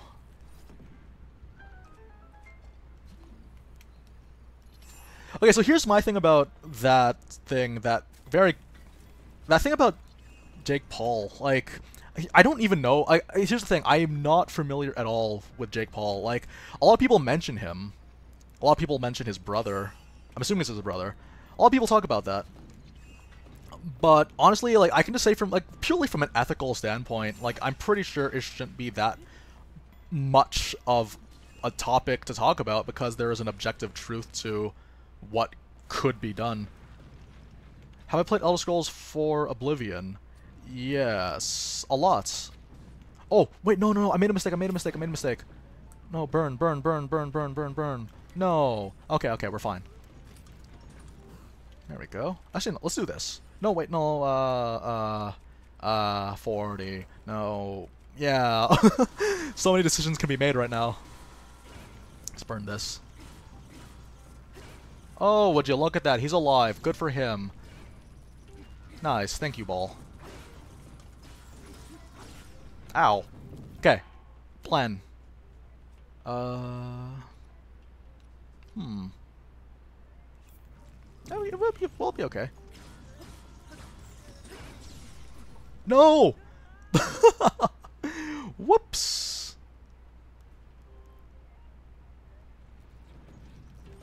Okay, go. Okay, next weapon. I guess we're gonna use this one because it's breaking soon. Yes! Okay, stage fatality, let's go.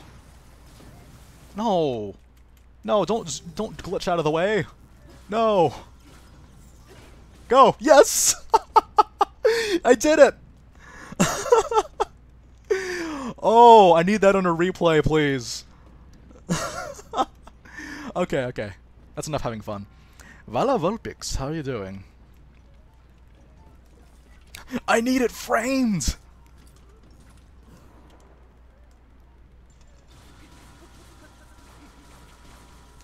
Oh, that was fantastic. Would not trade that for the world. Okay, Claymore. I can't jump out of the way for those ones? Okay, cool. That's nice. No, stop.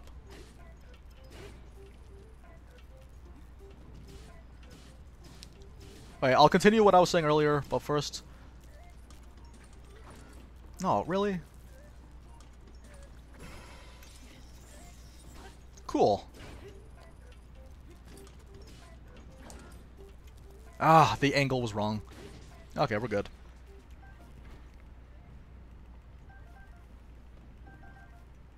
Okay, sorry, okay, this is where you can Edge of Duality. I think this is like the first Edge of Duality that most people end up getting. Ooh, that's a nice buff. 68? Nice! Okay, how am I gonna do this? Okay. Oh, whoops, it's not that kind of ball. Oh no, come on. Right, so really, like, honestly, just from an ethical perspective, I don't really think there's anything to be said about it. Because, like, whoa. Like you just don't do stuff like that. That's all it is. There's not really much else that I could really say that no one else has said before. What weapon am I going to use? I'm going to use this one. Hey, Shiny Thor, welcome back. Haven't seen you since New Year's, buddy. Oh, come on. Do I have to reset this? Or... Oh, I do, don't I? Okay, you know what? Let's try.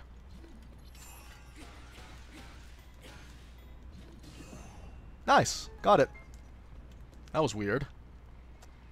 What's my favorite meme? I don't know. I guess recently Earthchan memes. Earthchan memes are pretty funny. Mainly just because there is like a pseudo-positive message beneath it. Compared to most memes, there's like, oh yeah, nihilism, kill me. Like, man, that's not fun at all. Meanwhile, Earthchan, it's still like there's still sort of like the dark part of it, but it's really nice to see that people are getting into recycling. Oh, that's true. This is the first stream of 2018. My goodness, spent it talking about freaking Star Wars. Oh. Okay. That's like the first time I've ever thrown a weapon in this game, hasn't it? Why am I wearing this? I could just... There we go. Woo! But yeah, currently, like, well, honestly, like, lately, and overall, like, Earthchan memes are really fun. Cause, okay, here we go. I guess I'll fight you like normal, come on.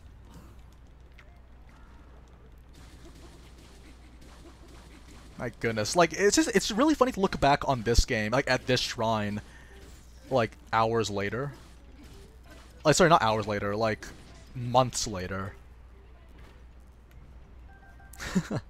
Man, the Flat Earth Society really got a kick out of that one, didn't they? The Flat Earth Society, we've got members all across the globe. Man, sorry, I got the hiccups. Someone scare me. I remember we did that at the last stream that I attended for someone. Oh, okay, never mind. It was a direct message. Someone slid into my DMs. How nice. Oh! Oh, I remember seeing a really funny image where someone would actually do this without using the tilt controls.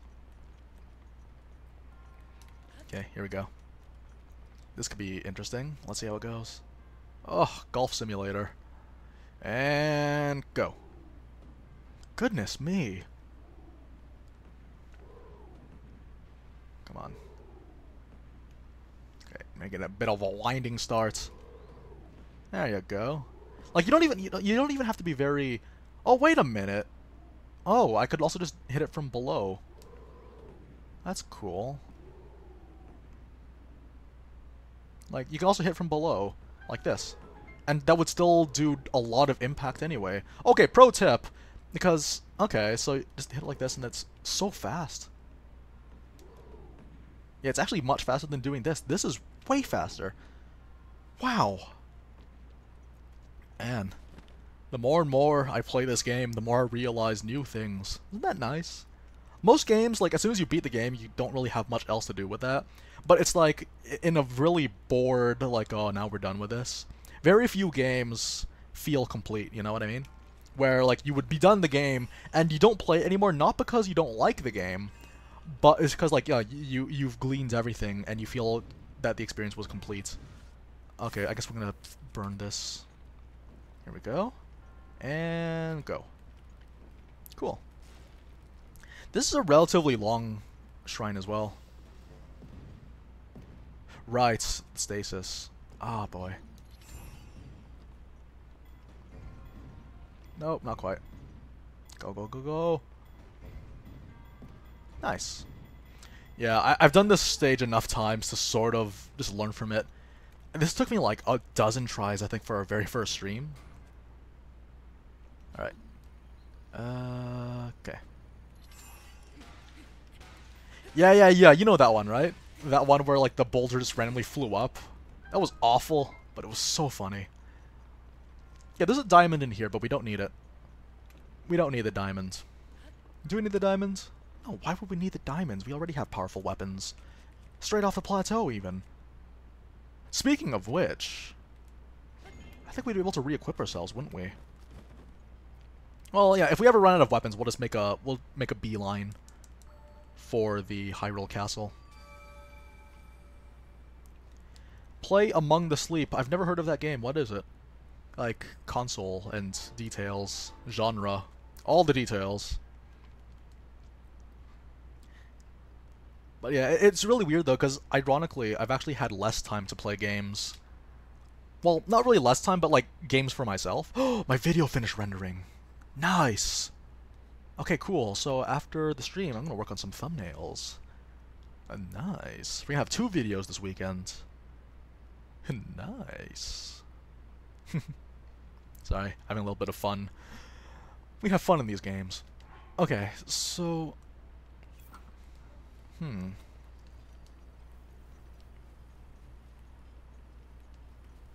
This game is stunning, man. So good. Inspiration for my avatar? In a word, adversity. Adversity. That's all I'll say. I'll let it stay mysterious for now. But I made this picture because adversity. Okay, we need to open... I think we got all the shrines that we've discussed. Oh, no, this one. Moakit. Oh, no, is this another... Is this another motion controls thing? If this is the case, this is actually going to be a lot of fun. No, wait, I think it is. Moakit, that sounds very familiar. I think I did a video. I think one of my very first Breath of the Wild videos was me doing this shrine. Oh, man, time. I ramble about everything, you can't find anything? Well, maybe you should find something to ramble about if you ramble about everything, but you can't find anything. You can ramble about my stream if you want to ramble about anything. Sorry, had to. It was right there. Okay, so this is the last one that we found, and then after that we have to actually start unlocking shrines. But that's not a problem, because we have a bike. We have a bike. Why didn't I use the bike when I was heading towards that one shrine? I was just spamming the run glitch. I could have just used the bike. Ay, nako. Does that answer your question, Mr. American Man? Metal makes a path. Metal makes a path? Ooh! I've never noticed this! In my life! Huh. I've never noticed this in my life. Can the Lionel crushers be in normal? Yep. It's just golden Lionels that you cannot find in normal mode. That being said, though, I'm not a very good Filipino. Like, I'm almost aggressively Canadian in terms of my values and mannerisms. Although I do like to adapt some Filipino aspects, though, such as family values. Yeah, man, I didn't realize this. I remember someone mentioned, I think in the past someone had mentioned that, yeah, you know, you can just do this. Sorry, I didn't mean to yell. Okay, do it again. Oh, scary.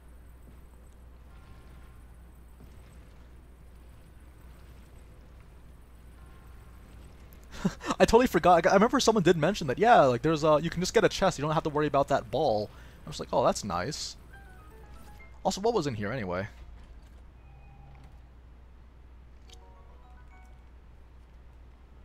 Among the Sleep is on the PS4 PC. Yeah, so I wanted to mention, I know I said this a lot for every stream, but lately, whenever I do play games, it's going to be specifically stuff for the channel. Mainly because, like, I love doing YouTube stuff. Like, I genuinely enjoy the stuff that we've been doing for the past couple of months. Actually, the past year. It's going to be our channel's 1-year anniversary in 2 months. 2 months today, actually. Nice. It's going to be the channel's anniversary. But, yeah, like, I have to kind of stack my hobbies in order to get good time management. So, that's what it is, though. Like, whenever I play any game, it has to be stuff that can be brought here so that we would be very efficient with our time. Okay, so, what can we do next? We have to go to Satori Mountain too. And this? Okay, let's open up this one first. But yeah, I can't believe it's almost been a year. A lot of stuff has happened. Like, when I was doing the New Year's stream, New Year's Eve stream on the 31st, I mentioned that around that time, the year prior, I was just working on a Let's Play because I was bored, had nothing to do, and I just recorded it and I uploaded it, not because I expected any views on it, because it's just something for me to do. And then Zelda came out. It's really nice though, like, I'm really glad that some people have stuck around. Honestly, that's really the most that I could say. Wait. Which shrine? Oh wait, this is the shrine where you have to get onto on the elk, right? Okay, cool. We can do it. But it's really nice though when people actually, yeah, when people they stick around, and that's really the only thing that I could say that would make everything worth it, is not the amount of subs that we've gotten. Although we have gotten a good amount of subs. Like, very surprised actually. I wasn't expecting nearly as many subs. I expected at the most like maybe 100 subs for the first 2 years maybe. But what I can say though, I've met a lot of interesting people. Oh no. Oh boy. Actually, no, we have Rivali's Gale. We're fine. Among the Sleep. Yeah, I heard about it, but again, it's just that, like, I have to focus on other things. Not to mention that class is going to be starting next week. Class will be starting next week, meaning that I won't even have time for that. Oh, do you know what?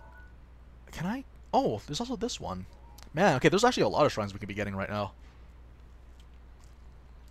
Man, we're drowning in shrines right now. I remember when we did the Master Mode, like, it was July 20th when Master Mode came out. And I was thinking to myself, it's like, what do I do? What do I do?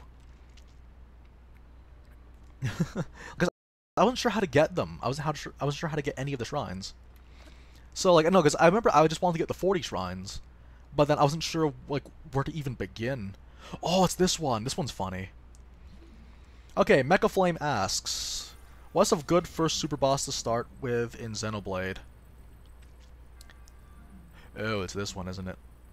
Honestly, if you have a crit Mithra, then go straight to Auric Mark 7, which is at the top of World Tree.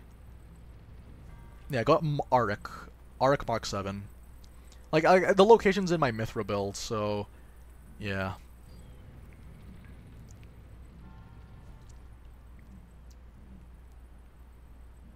Oh boy, physics coming clutch for me, man. Okay, here we go, here we go. And I guess not.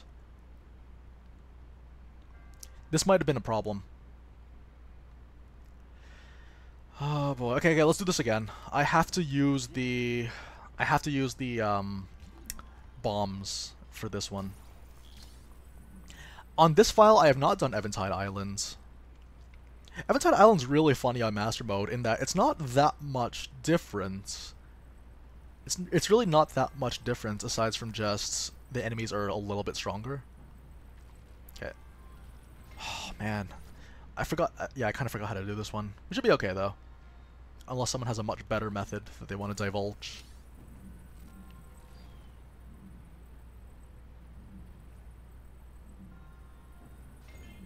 Okay.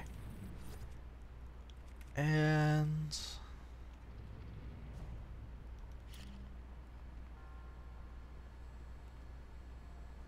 it's a big area of effect, so it should be okay.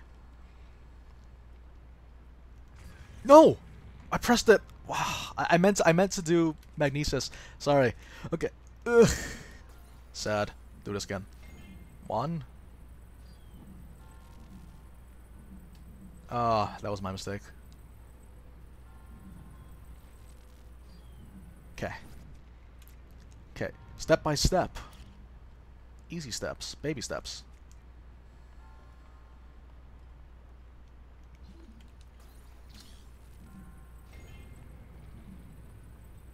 Oh my. I forgot. I'm sorry. Sorry, I can only be so good at games. I can only try so hard.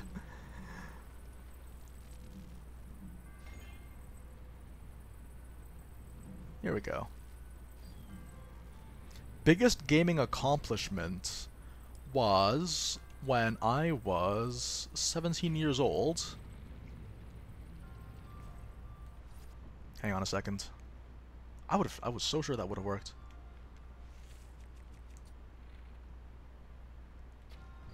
Hang on. Biggest game accomplishment. That's a good question. There's a few of them.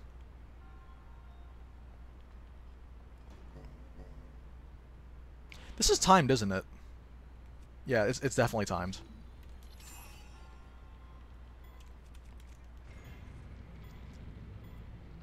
Whew. Okay, biggest game accomplishment. Let's see. I think the biggest one for me was when I beat Dead Space 2 on hardcore mode. The thing about hardcore mode is that when you die, there's no checkpoints, so you only get sent back to your last save point. However, through the entire game, you only get 3 save points. Like, you're only allowed to save 3 times. That was nuts. I think that was like the biggest game accomplishment I've ever had. And I was like 17 years old when I did that, I think. Man, time flies. Actually, it was because of that experience that that it helped me fall in love with the Dark Souls series. Because that game I got before Dark Souls 2, no, sorry, Dark Souls came out, and it kind of gave me the feel for like, well, like it's not that like if you kind of funnel yourself into one style of play, then you're gonna have a bad time. But then if you adapt or you try more creative approaches to playing, then it becomes a lot easier. So yeah, that would be mine. Should I go get these shrines? Or... yeah, let's get this one first, and then we're gonna make our way to the tower. How about that? Sound like a plan? Yeah, sounds like a plan.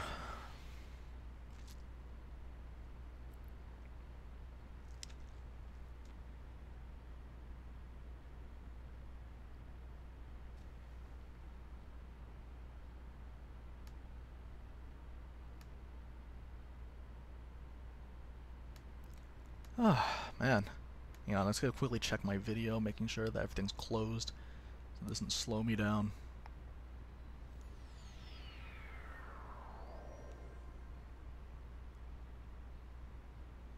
Okay.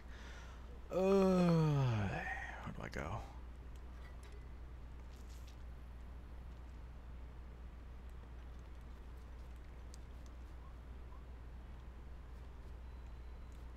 Wetland stable.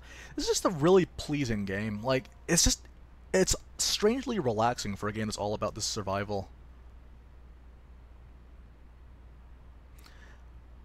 Dark Souls and Deprived in hard mode. I love Dark Souls hard mode. It's way easier than people make it out to seem. Huh. Yeah.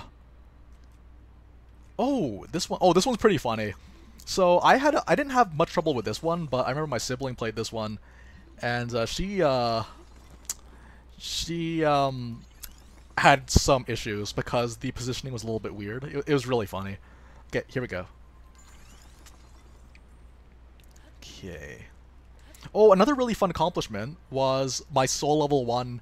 Not really like my greatest accomplishment, that it was like the hardest thing to do, but I finally overcame it. But my soul level 1 playthrough of Dark Souls 2 was really fun. Because it's funny, it's not nearly as hard as people make it out to be. Because if you play like you're gonna dodge all the time, then yeah, it's gonna be the hardest game in the Soul series.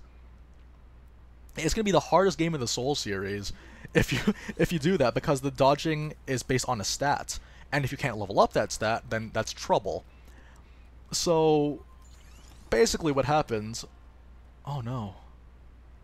Okay, we'll figure this out. You know what? We'll figure this out. No! Why? But then once you realize that you can spend your money on anything that you want, it's great. What do you think about Master Mode without regen? What's the point if there's no regen?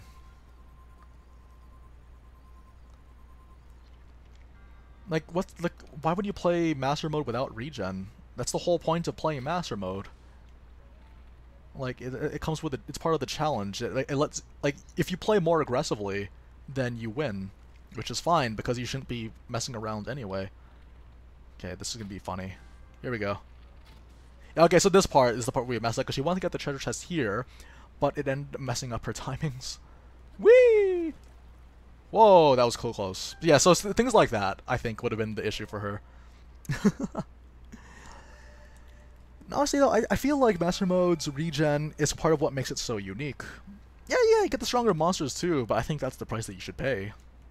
Because here's the thing though, like, the HP regen teaches you to play a certain way. And if you don't play a certain way, then obviously you'll lose. That's what Breath of the Wild basically is. Like, if all you do is just run up to a monster's face and mash the attack button, you're gonna lose all your weapons because there's not enough durability. Like, you gotta play differently. Okay, that is 29. I think we can make it. Yeah, no, we're making good time. We're making good time. Honestly, 1 hour to get 11 more shrines? Master Mode should have given monsters more attack patterns? Yeah, like, well, that's the thing though. I feel like the attack patterns, they were already satisfied with what they had. It would have been nice if there were more attack patterns, but I feel like the AI of the monsters is fairly organic in terms of how they're designed. So that, like, yeah, like I can see why, like, you know, there would be a need for more, just because you kind of do have to exploit that in order to win. But yeah, it's okay. That one fangirl, yeah, this is a crazy good game. It's probably the best game in existence, in my opinion. In my not so humble opinion. Okay, we're gonna do what we said. We're gonna go for Ruta, and there was a tower that we can get, as well as a shrine. Oh, by the way, so yeah, I accidentally broke my promise with my manager, but I'm gonna put up a link to the Discord. It should last for the rest of the stream. Should, being the effective word here. And yeah, just feel free to join up with us. Be sure to leave your name.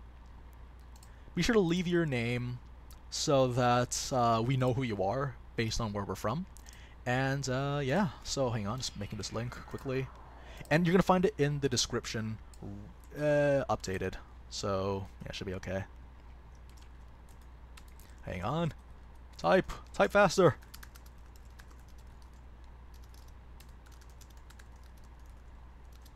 Okay, that should be okay. That's the thing, though. Yeah, the regen and the weapon durability, it works hand in hand, which is why they developed it in the first place. That's the thing about Breath of the Wild, though, is that everyone approaches this game differently. So I think a lot of people would find it more frustrating.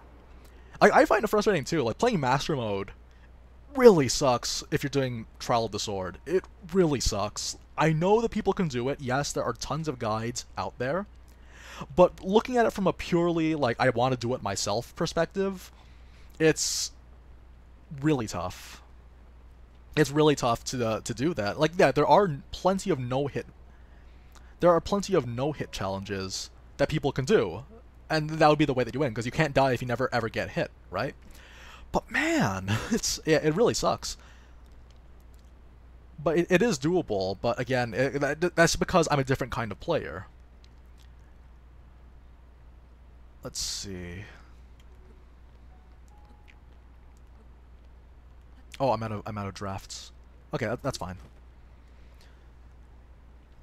That's the thing, though. Master Mode doesn't have to be stealth game only. If you build yourself a certain way, you still can do the whole run up to the dude's face and mash the attack button if you want. It's just that if you complain about it being like that, like if you complain about the game being that I don't get rewarded for mashing the attack button, it's based on how you, like, if you're willing to make those sacrifices. It's just one of those things where the choice is up to how much you're willing to risk, or how much you're willing to, Oh, okay, I misaimed that. Yes! Oh, hi guys. How you doing? Good to see you again. Hang on, wait. Special surprise. I haven't done this, actually I haven't done this all stream. I haven't fought against these guys at all during the stream. Double kill. 2-hit combo. Oh yeah, you can also get a lot of luminous rocks here, can't you? These are all luminous rocks. I remember when the game first came out, and a lot of people were like scrambling to figure out the best way to make money.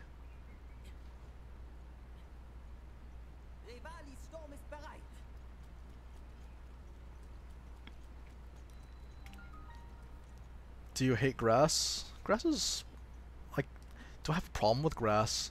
I never really thought about it. I don't know, like, I kind of just lived in relative coexistence with grass. I don't know, it's a mystery. Oh yeah, I forgot, Revali's kill is so fast. Here we go. Are you doing this challenge in Master Mode? Oh yeah, this is all Master Mode. Oh, to be fair, though, it's not that much of a challenge if I can use the Phantom Armor, you know? And the Majora's Mask. Woo! Okay, here we go.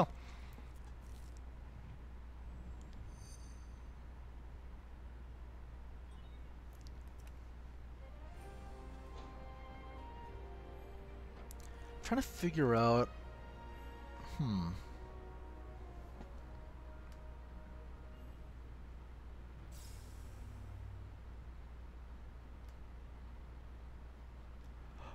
Oh no. Okay, let's see how this goes.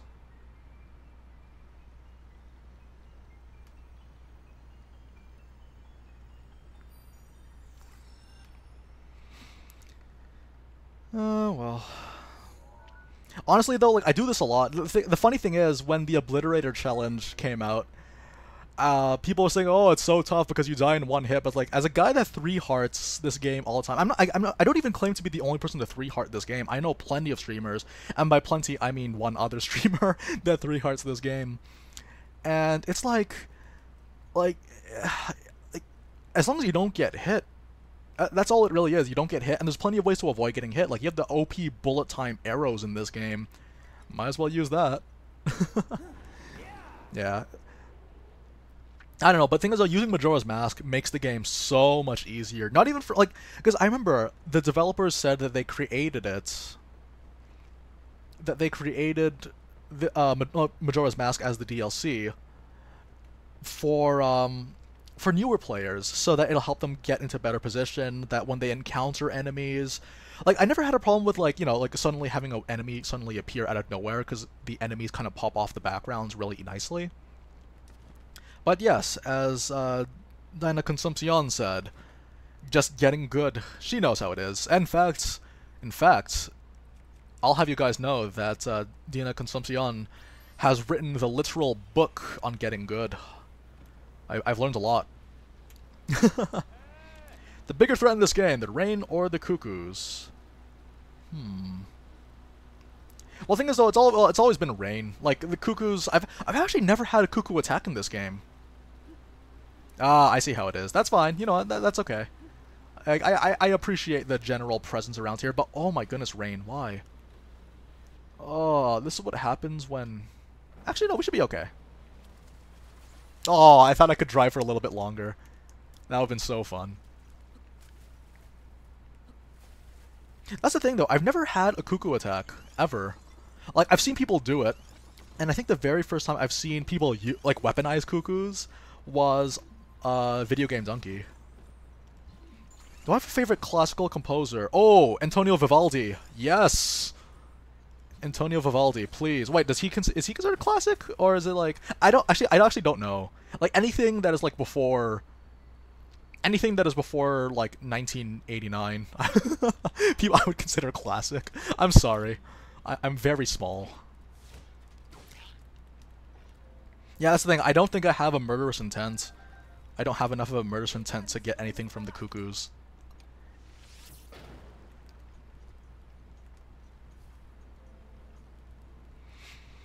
I don't know. What would you consider Antonio Vivaldi classical? If not, then I will have no answer because, like, I don't know any of Ludwig von Beethoven stuff. I don't know anything by anyone Austrian essentially. Like Mozart. Okay, Vivaldi rates. Like he's on there, but I guess we'll just give it to me on a technicality. But yes, Antonio Vivaldi, particularly the Four Seasons Winter. Oh, so good. So good. Like, you could... Okay, well, he's Baroque. Okay, well... Okay. Yeah, that's the thing, though, like, Oh, wait, this is the one where I totally had a lot of trouble doing this one, isn't it? Okay. Oh, boy. Oh, this could be weird. I actually cannot remember this one. Well, the season of winter also... I think the reason why is also because, like, the season of winter is very meaningful for me. Winter's an extremely important season to me. I can see why people hate it. In fact, I would agree at some points why people will hate winter.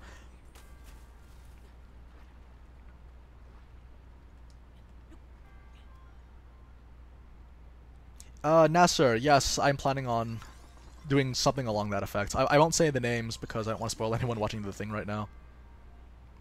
Although I would appreciate having less of the spoilers, please.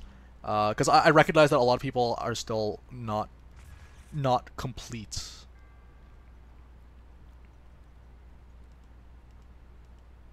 But the thing is, I really enjoy winter as a season. But also, I don't know, I guess it's because I also find it, well, personally, anyway, I find it a very romantic season, to be honest. Like, I don't know, I guess it's snowing, everything looks nice. Like, people are, you know, begging for death at the sheer cold, but it's, you know, the spirit is there, you know?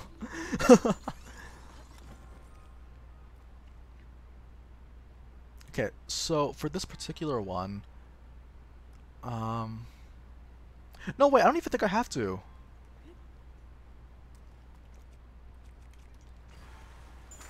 Okay. Oh, wait, okay, wait. I totally forgot how to do this one, but I think I remember now. Yeah, that was weird. What a weird shrine.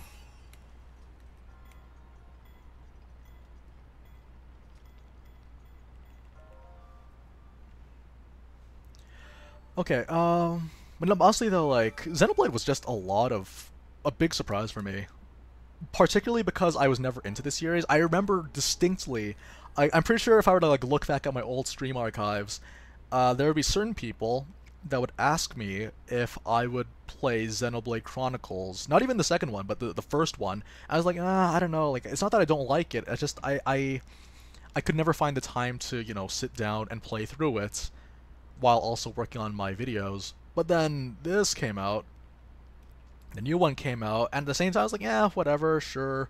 But then I saw that, like, you know what, like, we have money from the Fire Emblem videos that we've been making, so why not? Yeah, because, like, you know, like, the whole... Whenever I get money for the YouTube channel, I always spend it on the channel. It never goes back to me. It's always on the channel. Like, the capture card that we're using right now, for example, was one of them. The computer that we're using to stream right now is money that we gained from the YouTube channel. So the same thing could be said for Xenoblade Chronicles. We bought the game as a result of the Fire Emblem videos. And, surprisingly, that was some serious profit. Man, I'm actually, like, genuinely surprised how, because I had a lot of fun with it, too.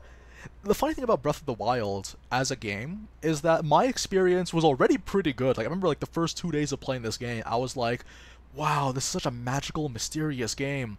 But then, that game was what started this YouTube channel that we're watching right now, and this YouTube channel was also sort of like a sort of a milestone of my life. Sort of a bit of a milestone in my life. So it's just, it's a much more meaningful game at this point. You know, even despite the fact that, you know, the game itself is really good, but, like, what it's done in my life, it's really nice. It's really nice. Oh, do you know what? Speaking of the Kilton quests, I have never gotten all the Hinoxes. I remember I even tried using the interactive map, and for whatever reason, there was one spot that was, I think it was wrong or misplaced or something like that. I couldn't finish it. It was upsetting. It was upsetting. Like, I wanted to finish the Kilton quest. I found all the Moldugas, no problem. I found all the Taluses. Finding the Taluses was very annoying. Stalnoxes are a lot of fun. Okay, and we're off to the races. Really? You would jump away and postpone the inevitable? Cool. Hey, SpectralX, thanks very much for joining us. Really appreciate it. It's fun interacting with people. Like, honestly, if we had only, like, 10 viewers, but, like, 8 of those viewers were interacting most of the time, it's great. And that's what you do, man. I guess we're gonna throw away my Radiant Shield. Oh, no, wait, that's not Potlid, Chan. Need a Potlid. Also, I love the Guardian Shield. Like, just how it looks when you put it away. You put it onto a sword, and it looks like you have, like, an attachment. Like, energy thrusters.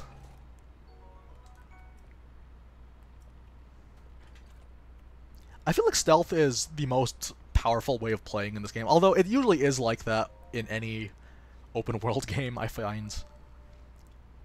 Because when you have stealth, you automatically control how the fight is going to go. You're always going to be at an advantage because people can't see you. It's great.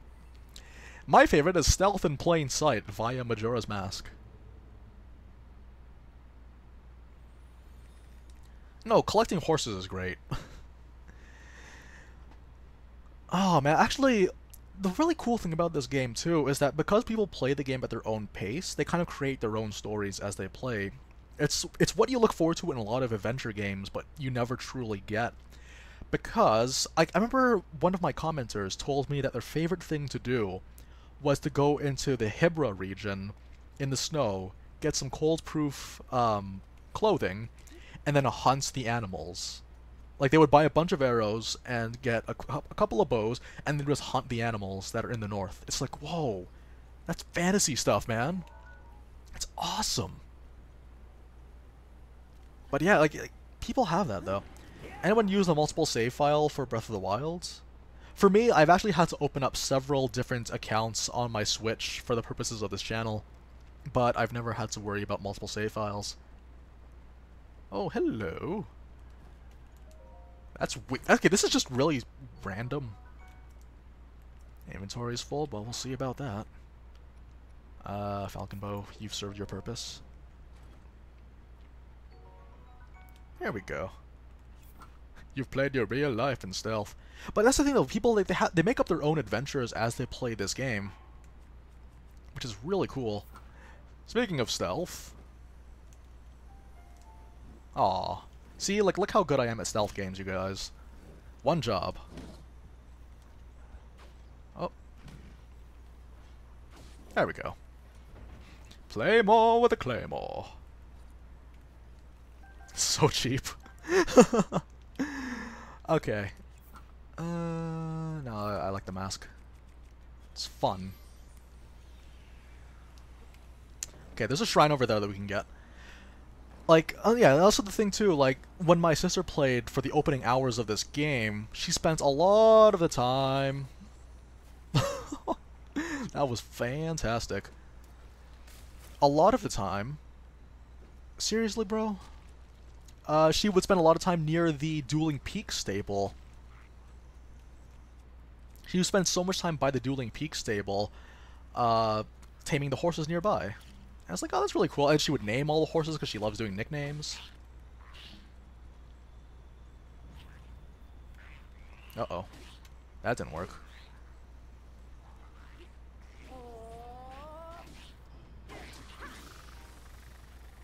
Oh, right, they're Los Alfos. Okay. Really? Wow. Come on.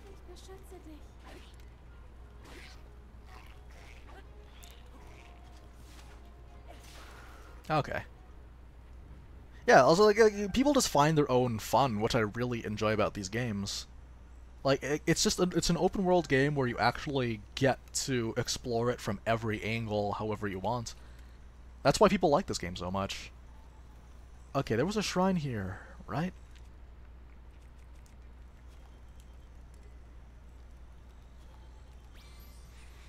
Alright, let's get ready to ride. We should probably pick up a weapon. Ooh. A bat. Now, this is subtle. This is some subtle weaponry right here. Bombing trees? The explosive lumberjack adventures? Oh yeah. I've done that. How to do, the Terrytown quests. Bomb the trees. Ooh, quarry.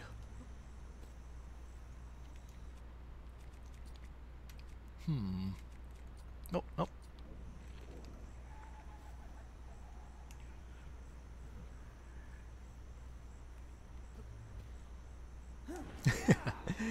Here we go.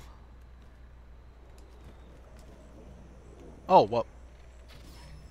Hey, man. Didn't mean to bother you, but, you have some weapons, and I'd like to relieve you of them. Woo! Cool! Oh, that's so many good weapons. I love this. Okay. Yeah, drop everything.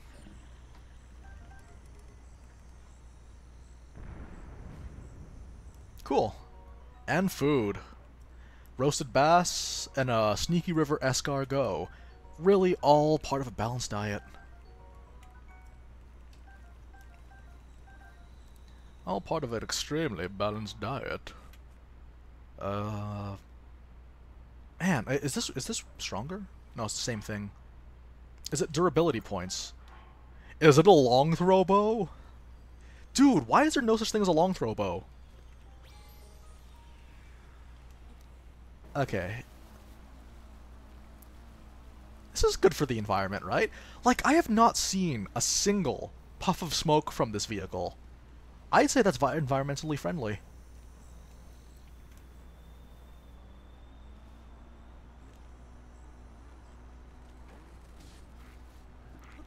Really? Oh, this is so cool.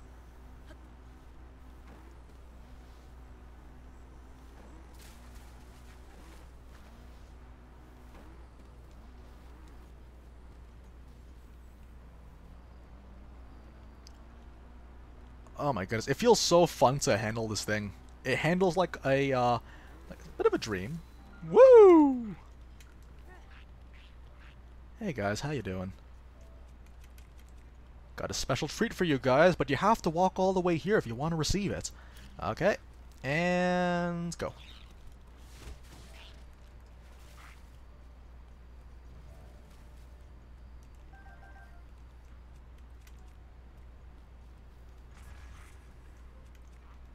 Can't imagine what happened there, huh? Oh, come on. No, it's a ball. Get the ball. It's like I'm playing with a dog here. Come on. Go. Yeah! So cheap. So cheap. I promise I'll try to fight properly in the future.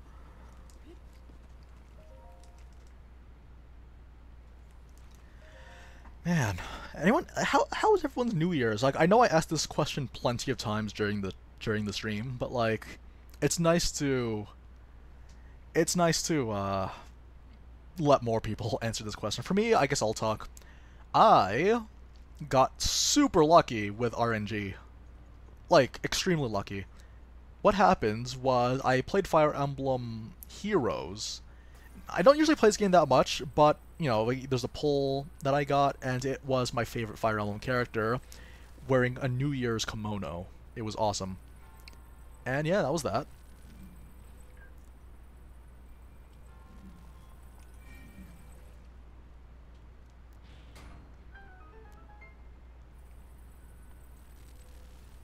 Goodness, Dinah, you can go to 10 p.m.?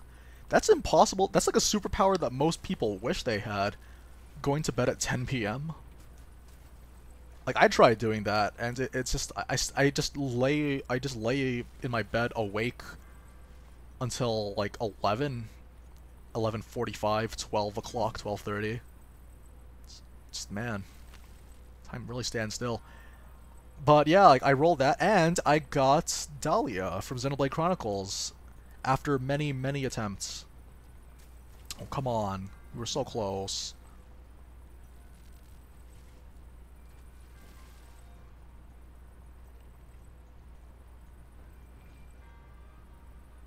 Yeah, that is a superpower that most people wish they had. Okay. No, save it! Save it! Oh! Okay. Coax it. There we go.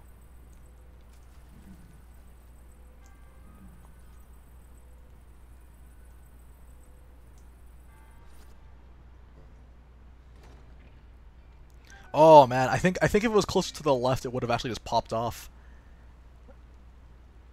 Cause that makes sense. Yeah, there's a lot of like unique encounters in this game that like I think it's just again because of the way that the game has such an open-ended approach to combat that things will actually turn out differently than you expect them to, especially on accident. It's great. I remember how mind blown I was the first time I used a fire rod. No, I didn't use a fire rod. Someone shot a fire arrow at me. It landed in a patch of grass, and I saw the updraft, so on a whim I ran for it, paraglided, and then slow-mo shot everyone on the descent. It's like, yo! Dahlia, I actually personally like Dahlia's design. I mean, yeah, the proportions are terrible, but like the concept of humanoid rabbit works really, really well on her. Also, she has the southern accents, which I really enjoy. Yeah, but that's the thing. Well, that's just one of the more divisive designs. But I personally enjoy Dahlia's design. No offense to people that actually don't like it. That's fine, but I love it. Here we go. Here we go.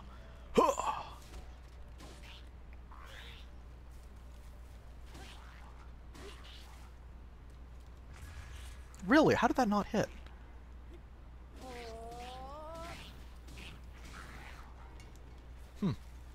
Well, I got a weapon anyway.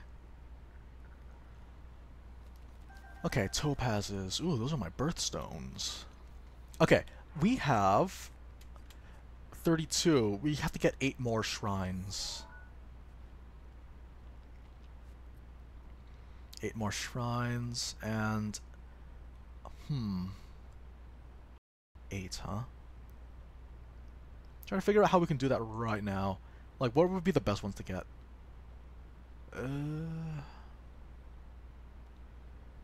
Where would I go? Yeah, the Fair Grasslands, Lake Tower. Oh, do you know what? Okay, okay. We might as well also open up the paths to our Lionels. We might as well open up the paths to our Lionels for this one. Yeah, I think we'll be okay. Also, yay, internet issues. That's fun for the whole family.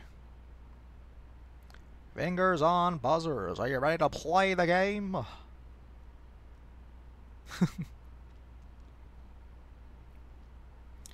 Oh man, I'm really excited for this other Xenoblade that I'm working on. It has to do with Ursula. I love Ursula. I do. And we were talking about it a lot in the Discord. How much it's really annoying to get Ursula's stuff.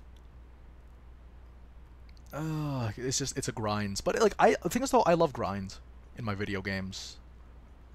But then there's a bunch of shrines that are in here too, right? Okay. Hey, Sgola, Pudi, sup? Sorry, I'm not sure how to pronounce. Okay, we should be okay for this one. I really like Ursula. Like her concept, her design is really nice. The side quest, yeah, I guess the reason why I like her so much is just that again, her story kind of speaks to me on a personal level, where she had to overcome shyness to make use of her talents. Obviously, I'm not talking from like an entertaining perspective. I meant it from a like this is something that you can do, and this is something that no one else wants to do. So you should be the one to do it. You should be the one to take initiative. But you know, as a kid, I would have shyness that would prevent me from doing this stuff. I don't know that one, fangirl. I feel like, well, personally, I'm the opposite. I actually kind of wish I could be back at school. Like, don't get me wrong, I like vacations, but if they stretch on for too long, like, I'd rather have 1 week vacations more consistently instead of the occasional 2 week. Well, I don't know. That's very wishful thinking, I grant, but man. Hello, horses. Ooh, that one looks really pretty. Is that a gray horse? No, it's just the lighting. Yeah, because no, as a blade, Ursula is one of the best healers. I would actually consider her one of the best healers, but you know that's for a different video. Huh? I'm not gonna do this one for free. I'm not gonna showcase for free. You're crazy. Oh, I remember this part. This is where I did where I killed the Lionel with only a tree branch. Oh man. Oh hey, Blood Moon. Cool. That's kind of the thing though, like we're going to school, also it's because I am working my way towards something with school, and the more and more I stay on vacation, the less I have. Because I remember actually, I was complaining a lot that I wish I didn't have to go to school for much longer, but that was because I was in vacation mode at the time.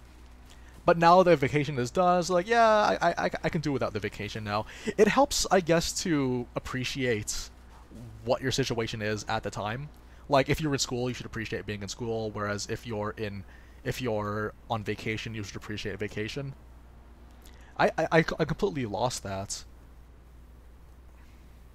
Okay, here we go. Fight of the century.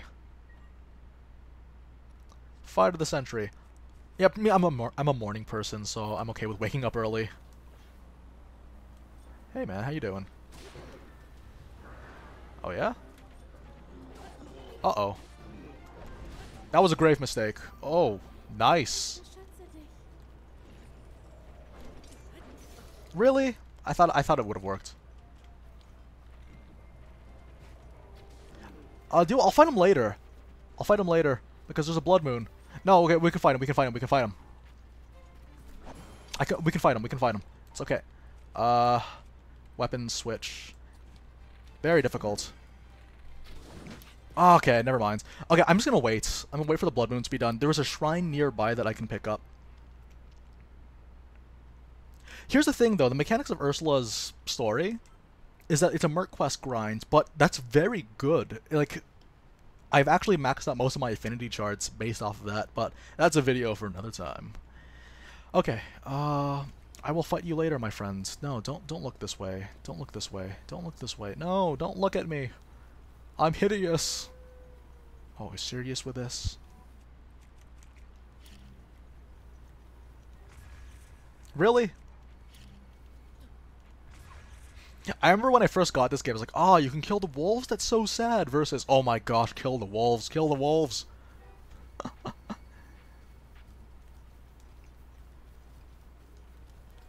Okay, we'll grab the shrine, and we will be able to kill this Lionel. Nice. Oh, hi there. That was really scary. This random hook appearing out of nowhere. Fighting Lionels are a lot of fun. Like, but the thing is though, it's a thing that comes with practice. My very first Lionel kill is one of my videos, actually. I've recorded my very first Lionel kill, which is the one on the mountain. And that was the result of dozens of deaths. Mostly because I 3-hearted that one. But, yeah. Like, if you have good weapons, and you have a lot of stamina wheel, it's really easy. But if you don't, then that's the problem. Because if you have 3 stamina wheels, you've basically beat the Lionel. Or good arrows, for that matter. Okay. Shrine should be this way. Is it? Pretty sure it's this way. Oh, hey, Stalnox. Nice.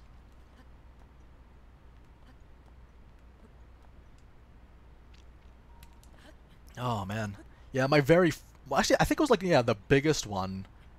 Like, the one that really got the ball rolling for this channel was that Lionel kill. But that was pure luck, though. That was the thing. There was a person that worked at the blog Gosu Noob. Okay, you know what? While that's going on, while we're waiting for Rivali to come back... Actually, how much time do we have? 50 seconds. Okay, we can kill this guy in the meantime. Yeah, that's the funny thing. Like, eventually, we've just gotten so good at killing Lionels that it's a no-brainer. We actually consider them one of the easier enemies just because we fought them so many times. Arrows. Hey, guy, how you doing? Nice. Always happy to be of assistance.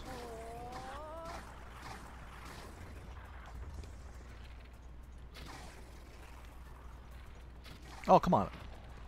Uh-oh. Oh!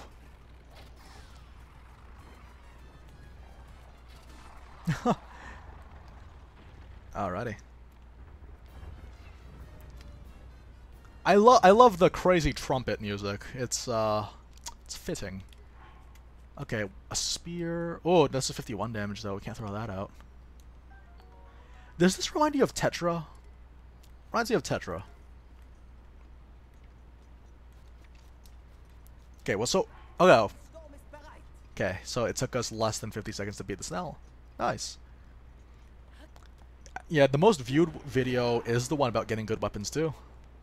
Coincidentally. Hi, wolves. How you doing?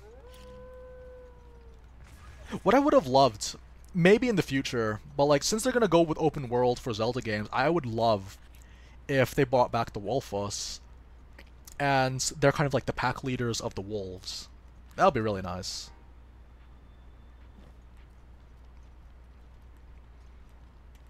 Like, I remember that was one of my concepts, is that, like, there's actually a cool way to bring back all the classic Zelda enemies of the series. Like, Darknuts wearing Guardian gear was on my wish list. Let's see. Oh yeah, he knocks in the dark, in the, not even overworld, oh, this shrine, okay, I played this the funny way. Let's do it again.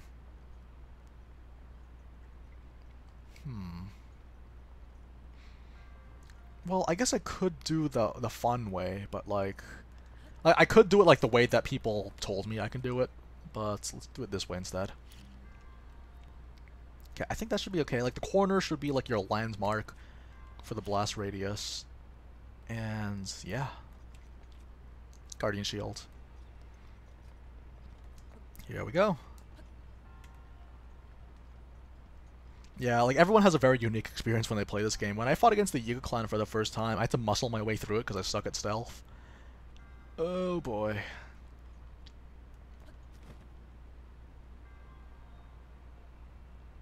Oh, okay. It's fine.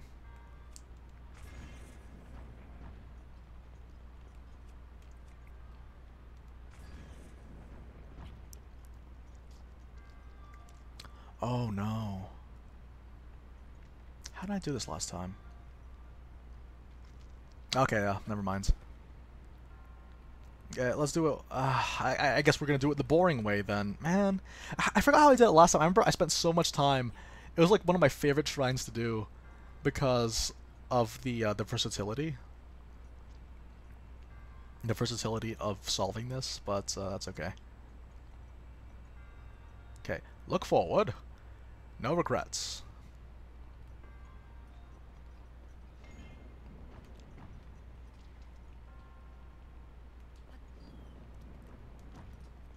Ba, ba, ba, da, ba. I remember when they announced that Breath of the Wild would have overworld bosses. I was so excited because, yeah, well, anyone that knows me knows that I love boss battles. I love boss battles so much. It's my favorite part of any game. And my main goal was just to go to the overworld and find as many of the bosses as I could. So, yeah. Also, having a lot of arrows helps. Arrows are too strong in this game. Which is great. Like, arrows are super strong in this game. Very valuable in this game, too. Because the thing about the arrow is that you have the headshot chance, and also the damage that the bow comes with. So you're effectively double that every time. And then you also have the 3-shot bow. If you can land all 3 of them on the head, then that's going to be 32 times 3 times 2. It's really cool. Okay. Yeah, this isn't carcasses. This is food. Well, I guess the food will eventually become carcasses, but you know. Yeah, arrow spam is like the most powerful thing in this game. It's really good. Okay, so we got that shrine. Should we kill the Lionel now or continue our shrine hunt? Yeah, we gotta keep things chugging along. Can't waste too much time with the Lionels. Oh boy. Here we go.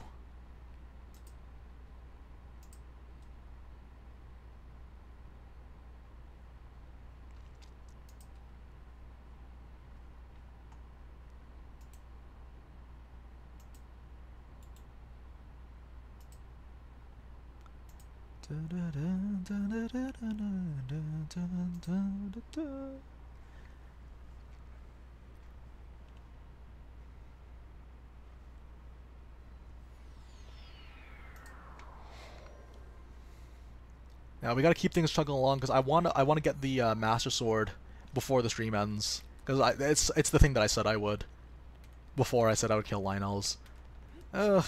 Inconsistency can be fun. It's fun if I can use it in my favor. But yeah, we're gonna have to hurry these up though because we have 7 more to get.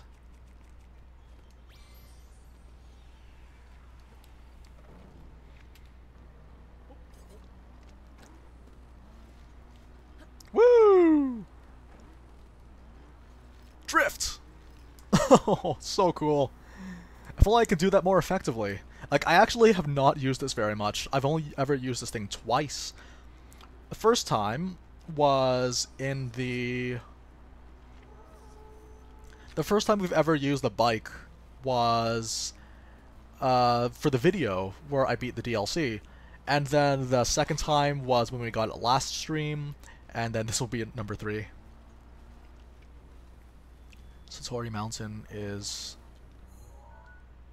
opposite direction. Okay, cool. We're almost there. So fun! Yeah, that's a nice thing about durability too. Like, as long as you can mark down places on your map, that was the first thing that I did when I got this game, is that like, oh, this place has a lot of spawns for good weapons. In fact, yeah, when I first got the game, there was a special spawn in the Hibra region, and naturally the Hibra region has stronger weapons available early on. So there are a lot of knight weapons, like a knight's claymore. That was one of my favorite weapons to get, and I would mark it down on my map and then come back to it whenever I wanted. Yeah, and then whenever the blood moon happens, then I would just go back. It seems like a waste to have the light on during the day, isn't it? Yeah, that's what I did too. I marked down all the Lionels on my map, just so that I can always have a steady source of weapons, because they have the best weapons in the game, or one of the best weapons. I think Guardian weapons are a little bit stronger if you have the Ancient Proficiency. Like, if you have ancient proficiency, then I think it would be a little bit better. But even then, like, the Savage Lionel bow is the best weapon in the game.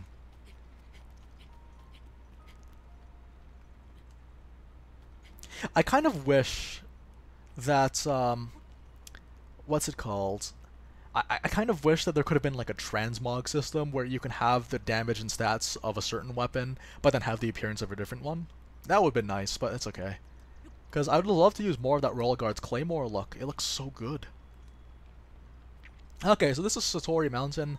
One of the best places to go to early on in the game, because there's so many supplies that you can get. You can glean plenty of supplies from this, such as hardy durians. I think also the shrooms that increase your cold and heat resistances can be available here as well. Yeah, I could never master the art of parrying guardians. I could never do that. People can. Other, like, more well-known content creators could do that. But not me. I'm terrible at it.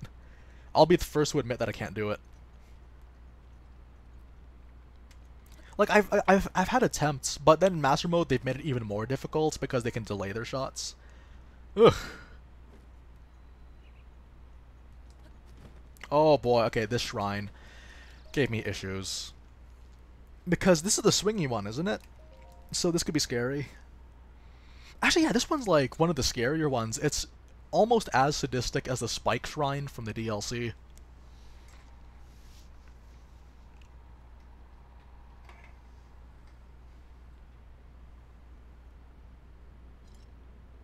Okay, this one. Hate this one. Oh, we gotta try it. Alright, sing, swing, go. Platforming!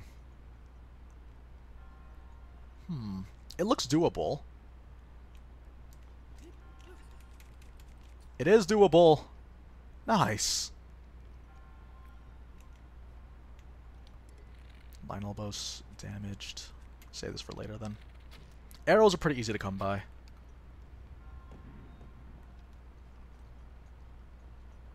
Hey, Augustria, welcome back, buddy. Glad to see you again. Usually you're first, and it's early. What happened? Oh no! Oh, I felt it touch me.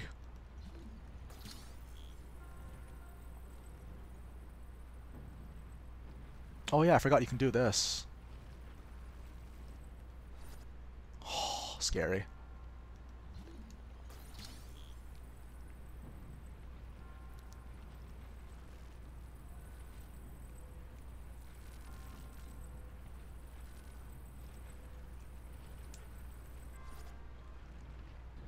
Whoa! Whoa!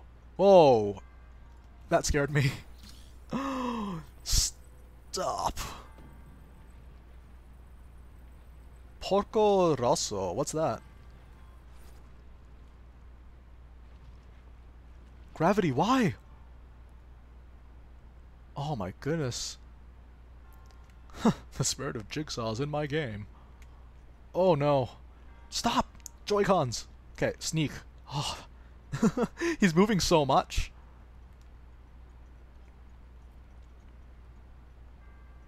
Oh man. We're okay. We have fun.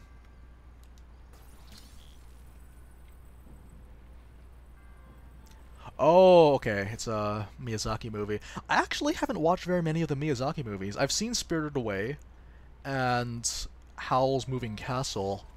I've heard a lot of good things about Princess Mononoke, but unfortunately, the person that I would watch this video with lost the DVD, so that's cool. They lost the DVD, so that's a thing.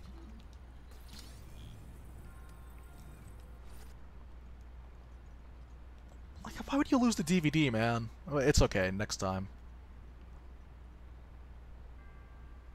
Okay, we're okay. I'm okay.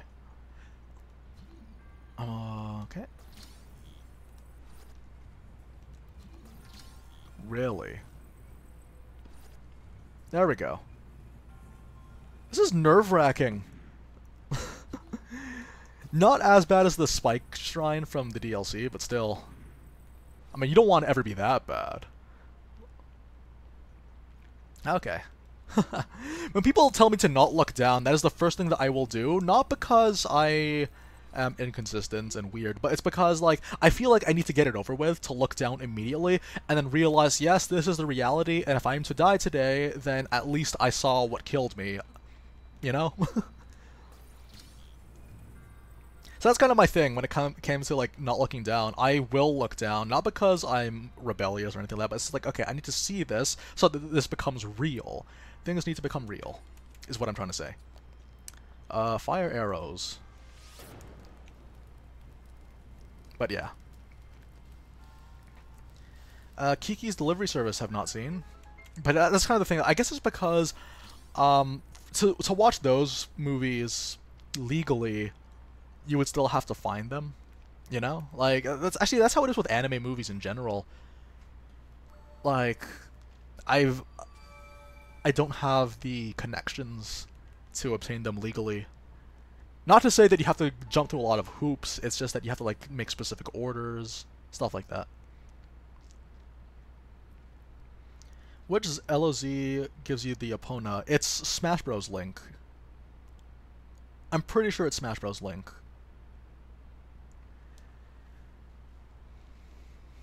Yeah, Smash Bros. Link for that one, and then Twilight Bow is... I'm guessing it's the Zelda amiibo. But yeah, I'm pretty sure it's the Smash Bros. Link, though, that gives you the Epona. Okay. Next shrine.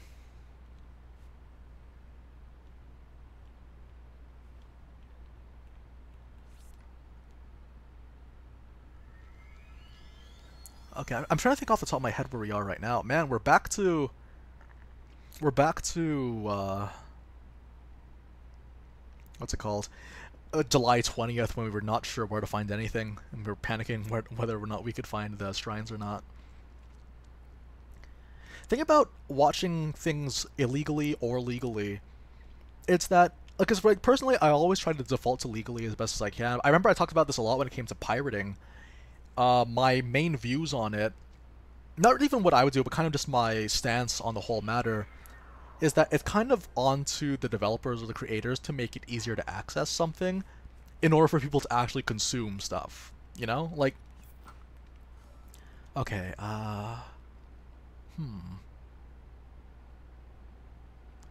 well, if there's a shrine out there, I don't know of it.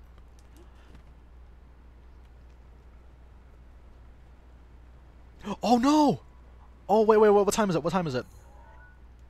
Time... It is 12:55. So, I missed it. No, wait. Wait, I can still catch it. I can catch it. I can catch it.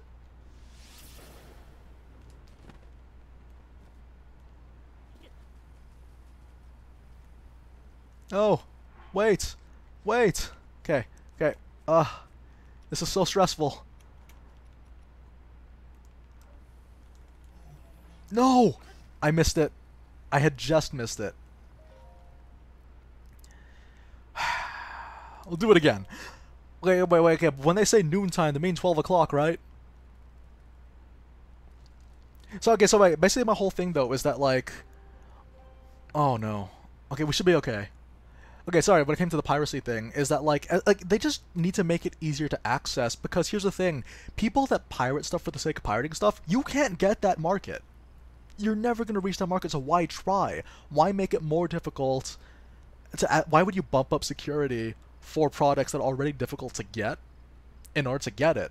Like, Adobe Photoshop or Adobe Premiere, for example. I was lucky enough to get it legally, but my goodness, it was hard to get it legally. Because it came with my tuition. And I had to buy a $1,200 Mac in order to use it. Okay, do it again. Yes! Man, so close. We were so close, but it's worth consuming the fire arrow.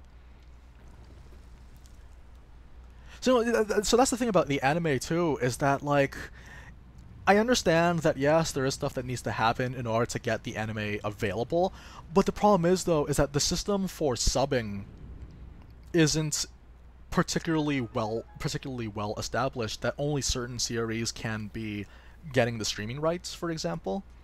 So, like, if I have a Crunchyroll account, but not a Netflix account, but I want to watch Fate Apocrypha, then too bad. You know, that's kind of the thing, though. Like, it's yeah. That's all I really wanted to say, though, is that like it should just be easier to get things, and people would be more than happy to purchase things if it's easy to get. Oh, this is funny. Okay, this shrine is so funny. I was at my friend's house when they did this for the first time, and it was a bit rage-inducing. It's so funny. Here we go.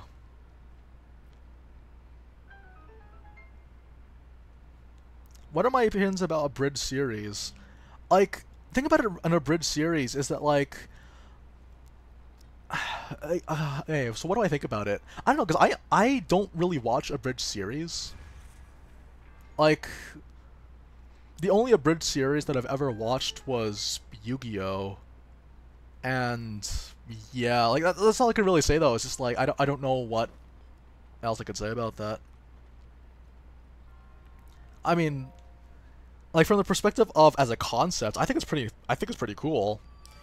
But at the same time, most abridged series kind of tend to fall off just because you really do need to have a vision for how you want the abridged series to work.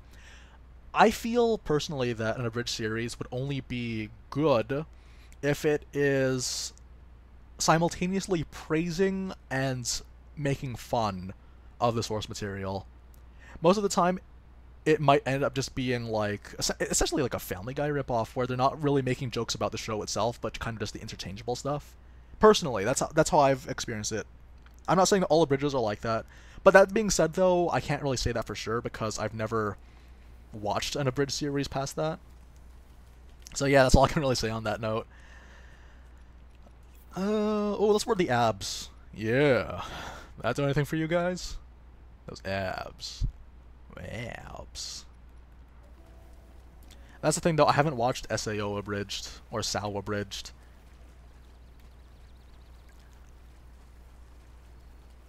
But yeah, so that's the thing, though. Like the fact that we need to have both a Crunchyroll and Funimation account to be able to watch stuff is like well, I feel like now there's going to be changes just because we are the generation, or sorry, the people that are calling the shots now are the generation that grew up watching fan subs, or they are the people that grew up with like the very first forays of a dub. I'm not saying this. I'm not like this isn't like a factual analysis or anything. This is just my feeling. There's nothing factual about what I'm saying right now, but what I find is that a lot of the people that are currently calling the shots right now, that have the jobs where they can make the decisions for localizing anything, what's it called? For localizing, they are the people that are currently in charge right now, and we can sort of hope to expect easier access to stuff like that. I remember saying the same thing about voice acting. I said the exact same thing about voice acting, where it's not necessarily the actors themselves are bad, it's the direction that was the issue. But now the directors are the people that were super into anime growing up, and they have a better understanding of what the show was about. So that's kind of my thing, though, is just like some people, they might not. Alrighty. So that's kind of the thing, though. Like now, the quality, we can expect it to slowly get better. Again, like it's just one of those things, though, because it's not as ingrained into our culture as it is in Japan. Because remember, like I always say this, but you know, like I have to say this: people that became voice actors in North America are people generally, not always, but generally, they are people that wanted to be actors, but in order to find work, they ended up becoming voice actors instead. Whereas with Japan, people that are voice actors in Japan wanted to be like that ever since they graduated high school. So yeah. Okay, Rivali's Gale should be ready, right? We can just skip all this, I think. I think we can just use Rivali's Gale to skip everything. I think. Ooh, wait. Can I climb this? No, I can't. Oh, awesome. Woo!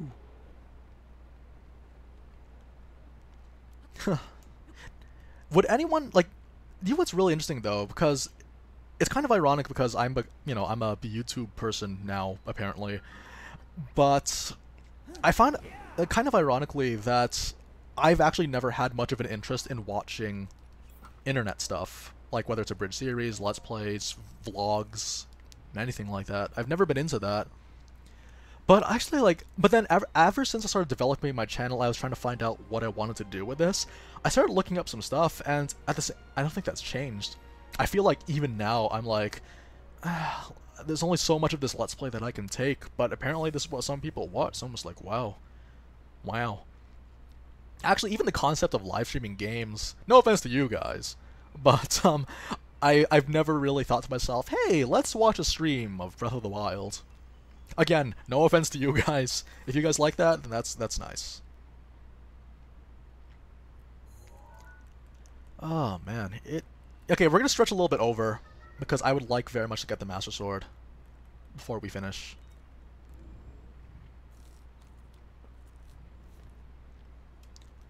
Oh boy. You know what's something I've always wanted to do? I might make attempts at this after the stream, but I want to try making a flying machine. Like, because I've seen people do it, but I've never once done it. I've never once used a flying machine in this game. And if I do have a mastery over it, then I can use it. I was found money from my guides. That's kind of the thing though, like, I think that's the niche that I was willing to go with. Because, well, yeah, well, my professional background was journalism, but the current field of journalism is really bad. Like, all across the board. All across the board it's not good. Oh boy. Oh boy. Reach something. Yes! Oh, that was lucky. Because everything looked like it was a flat side, so I wasn't sure if it would be able to hold me or not. But that's the thing though, like, the thing about journalism though is that, like, the whole point is not to really be a personality. The whole point of journalism is just to to be a conduit of information. You give the information and then let the viewer decide what they think of the information. And like, we don't get that anymore, so that's why a lot of games journalists complain about YouTubers for sort of stealing their market, because, like, you know, believe it or not, there's a lot of outrage culture these days. I won't specify where, but just generally speaking, there is outrage culture where people get angry over supposed controversies that don't even exist. But a lot of YouTubers use that for their audience, because that's what they do. And a lot of journalists, they try to do that as well, but it doesn't work for them.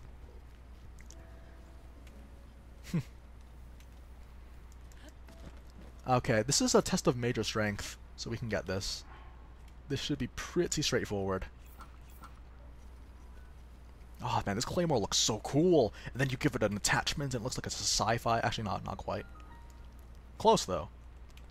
Oh yeah, we're close to my arrow farming spot too. Nice.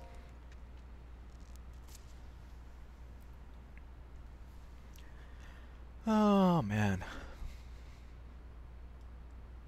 Actually, yeah, after this I have to do some really annoying stuff too. Ugh. Yeah, we're gonna be okay. Test of major strength. It's not gonna break anytime soon, right?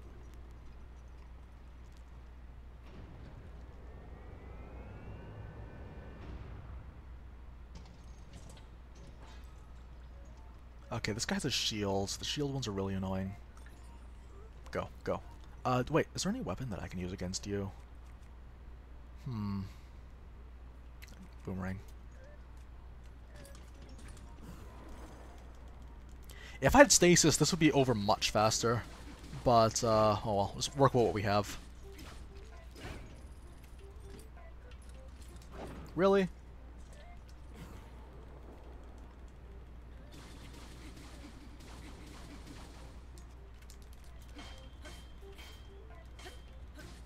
I thought that would have worked. That's okay.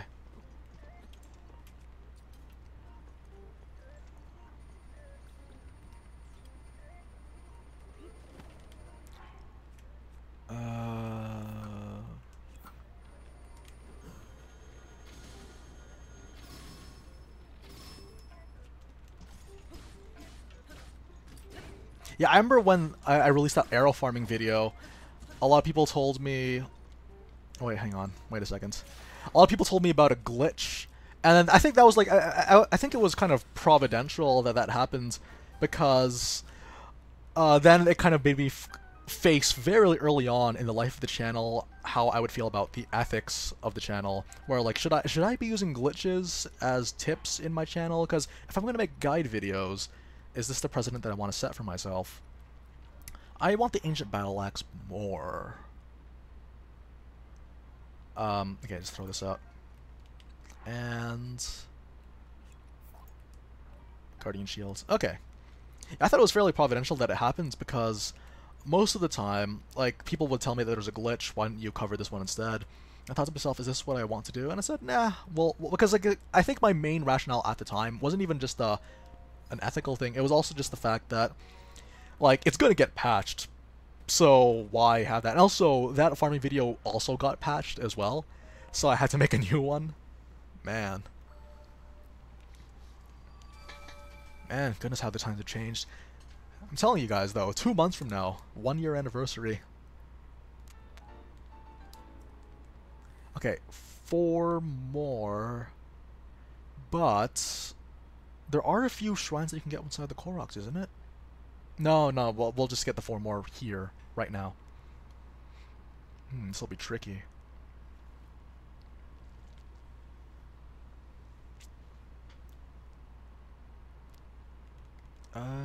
Yeah, sorry, I was thinking off the top of my head of the other ones. Like, most of the time it would actually be pretty obvious which ones to get.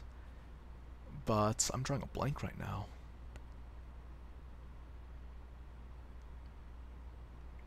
Oh, okay. Dueling Peaks. We have not gone to... Dude! We have not gone to Hateno Village yet.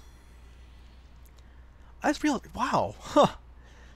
That's really something. We haven't gone to Hateno Village yet. Okay, so I know that's like 3 shrines that I know that I can get. Goodness, we've beaten the entire game, have not set foot in Hateno Village. Okay, so, Hey, Docs, how you doing?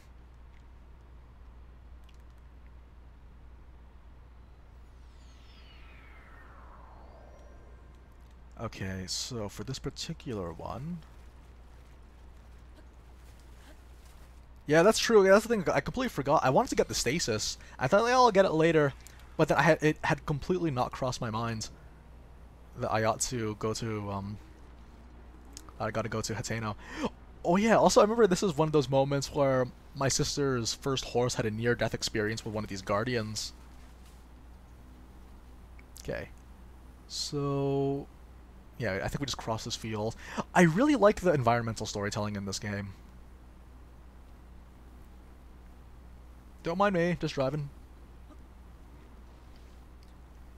Okay, so it's when you leave the garrison to Hateno, there is a shrine that I can get at nighttime. Oh my goodness. Driving through here on a bike feels good. No. Oh, okay boys, we all gotta step out of the vehicle and push together. When the night has come.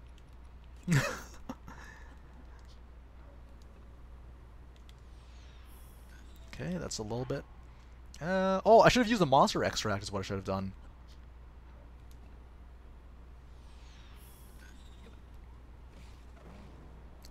See ya. Okay, yeah, oh yeah, by the way, if you guys are in the market for some honey farming, then this would be a good place to do it too. The Hateno garrison. Open space is part of the magic. Like, with the open space, you get to explore it and like gawk at it. It's just, it's really good.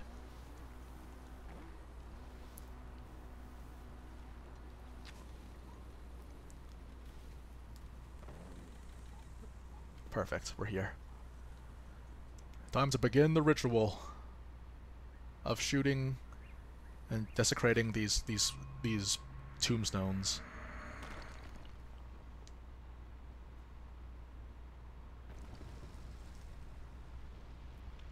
Yes, if you beat Dark Beast Ganon without a horse, they give you a free one. That's actually pretty good. I think it's 4... I believe it's 4? Feed of bananas. Oh, that's true. I should have fed up... Yeah, I should have just used the monster extract is what I should have done. Okay, this is a pretty cool shrine. I think prior to the DLC, this is one of my favorite ones. I really liked shrines like this, and Von Naboris as a divine beast because of the weird depth perception changes. So cool. Yeah, it's 100% scientific. Bananas are more fuel efficient than anything else on the planet. We shouldn't be draining the desert of its oil. We should be draining the jungle of its bananas. You know what's really bothered me? The name for pineapples in every other language are ananas, but we don't call it that. Why? That was a mean trick to play on me. Okay, here we go. Huh. Oh, no! Oh, no, okay, we're okay to stand on here. When the night has come... Oh, no, no. No, don't stand by here.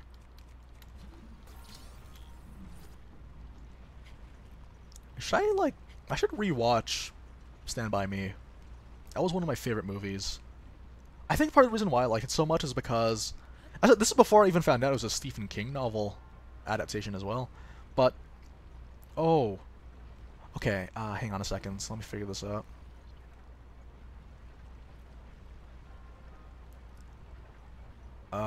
Okay, there should be a staircase, right? Oh, wait, no, I have to wait. Man, oh, okay, this is the staircase that you have to take. Oh, man, I've forgotten so much about this game. Okay, we're good. Here we go.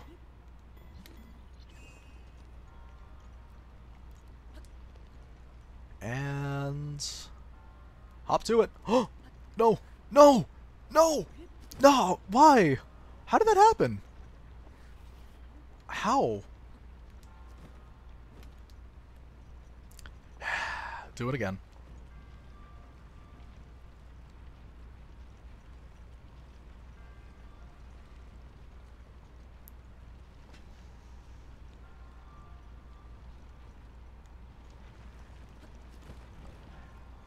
Okay. Do it one more time. Yeah, the best Stephen King films, they don't sell, this is by Stephen King. He did this, and this. But the thing I liked about Stand By Me is the fact that, like, I guess it was back when Will Wheaton was more lovable. I'm kidding. I like making fun of people that are more successful than me. But yeah, the thing is, though, when it came to that movie, it was like, it was a very boyish movie, you know? Like, that stuff is... Because most of the time, whenever it's a story about a boy, they usually have to throw a girl in there. And don't get me wrong, big fan of girls, and a big fan of what girls have done in society, for society.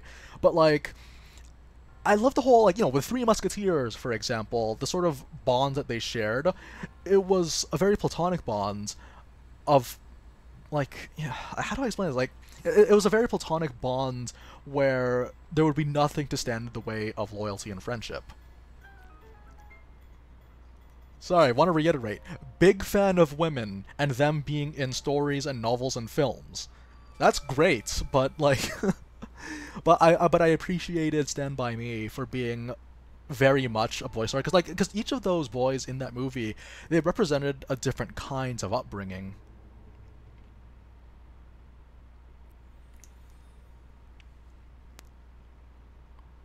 Like, I guess that's why it was so meaningful, because, like, it was sort of someone not connecting very much.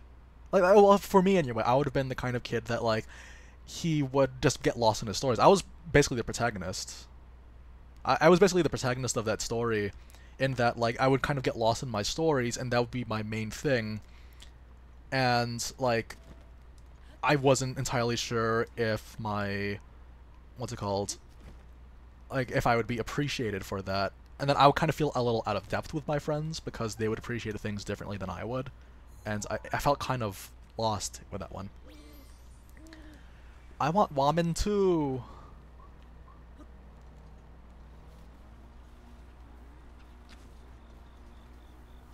When the night come.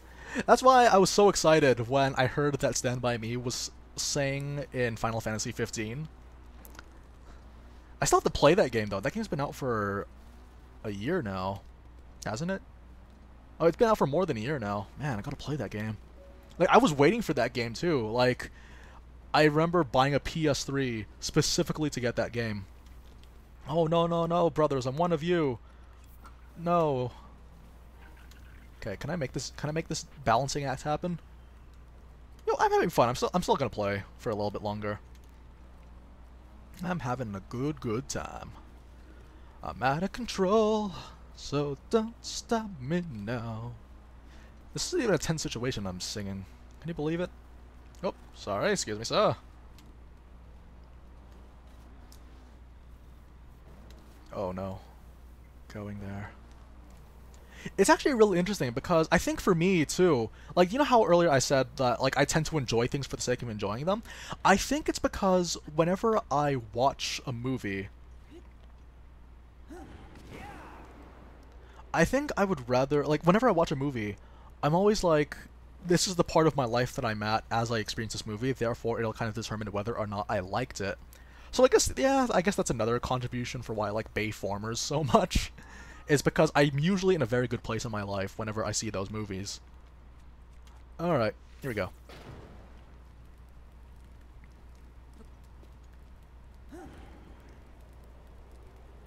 Shield surfing in Breath of the Wild is a lot of fun once you get the hang of it. Go! Uh-oh. Uh-oh. We're okay. Never been better. Why? That was the easiest thing to do. There you go.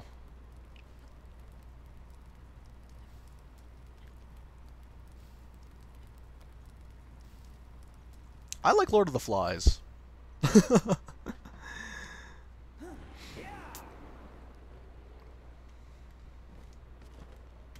I remember reading Lord of the Flies as a kid and being super confused by everything, and then I had to go back to it when I was older. I was like, oh, that's what it was about, huh? Well, that's the thing, though. When you talk to people on the internet, you have an idea of how they look like. Like, that's part of the reason why I never do face reveals, is because the way that people will perceive my appearance will be based on how I act towards them. I'd rather act nicely, or at least reasonably towards someone, so that they would have a better understanding of how I would look. So that's that's the thing though. Lord of the Flies examines the exact opposite, but it makes a lot of sense though. It's like, it's very sensible in how it portrays that theme, which is the exact opposite of Stand By Me. I love it though. Man. But sorry, what was I saying though? Like, when you speak to people online, you're more in control of how people look, and depending on what kind of person you are, you're either the worst looking person in the room or the best looking person in the room. Oh, many times that has happened. Am I saying that I'm ugly? Possibly. Then again, I don't know. Like, I'm a very terrible judge of male attractiveness, personally. Okay, 1 minute. We can go now. Wait. I want this. I want this. Apparently they're making an all-girls version of Lord of the Flies, and I think my favorite reaction to that was there already was an all-girls Lord of the Flies. It's called Mean Girls. Love it. So darling, darling, stand by me. Oh, I don't have a shock arrow! I'm very disappointed in myself, you guys. But that's kind of the thing, though, like, when you're online, you can... Like, it's very interesting, because I remember, like, wondering why people care so much about whether or not people appreciate their stuff online. And it's because you aren't obligated to be nice to someone online, which is why a lot of people kind of search for that. Okay, we can't get this edge of duality, can we? Actually, no, we can get this one, though. Okay. Okay, so we're gonna be up here. I wonder if we can make our way to Hateno Village, but where is it? Sweet Hateno! This is Hateno, right? Oh, man. Okay, I think we're going the right way, then. Oh, yeah, this is Hateno. Set sail. This is really scary, but you got this. Move it sideways, man. So, darling, darling, stand by me.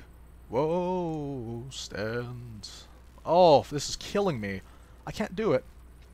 I can't believe I'm missing the blowy vacuum, reverse vacuum thing from Skyward Sword.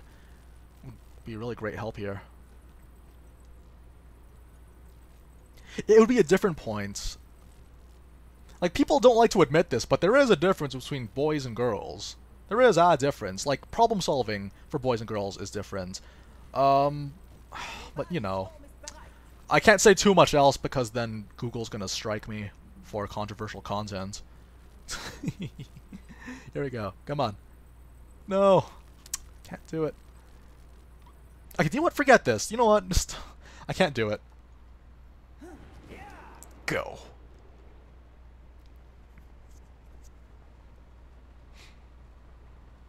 Yeah, because the thing is, girls are scary. Like, legend has it that girls get angry, but none have lived to tell the tale. Because remember, YouTube is a subsidiary of Google. Oh, the perpetual fire. Wow. That's consistency for you. Okay, so we're gonna play the funnest shrine in the world. The funnest shrine in the world. But we're not gonna do the cheap version. We're gonna do it the hard way. Because this is the super manly shrine hunt, not just the manly shrine hunt. Super manly.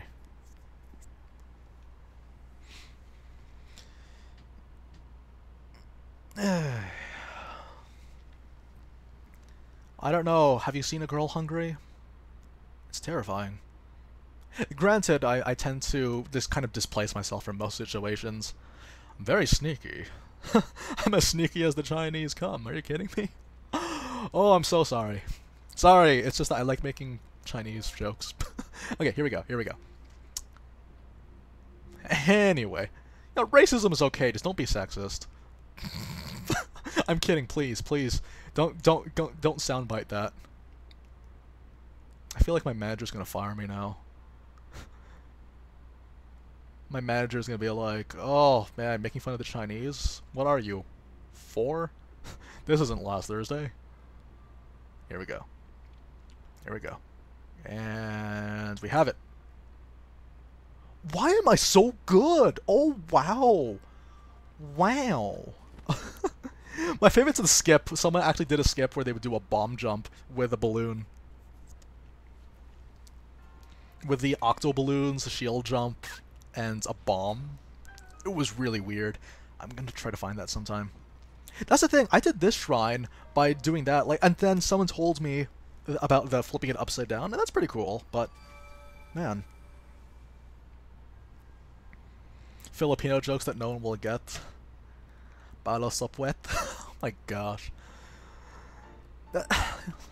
Speaking of balo, I've always found it very odd how in North America, the way that they see corporal punishment.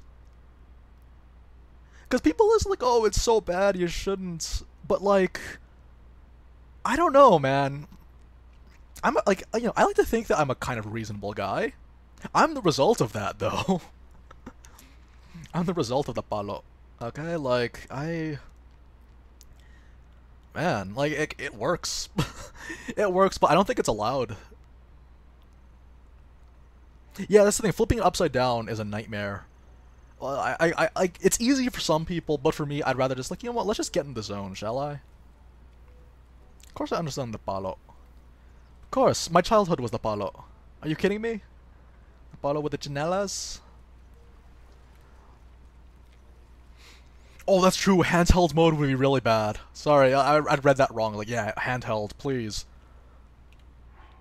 Oh man, no, never. I would never wish handheld mode for that shrine on anyone. Okay, we have how many more shrines do we have? We can get this one. This is a possibility. We would just have to climb our way back up. So we will exit Hateno. This is such a weird way to go through Hateno Village. My goodness. My Filipino? What about my Filipino?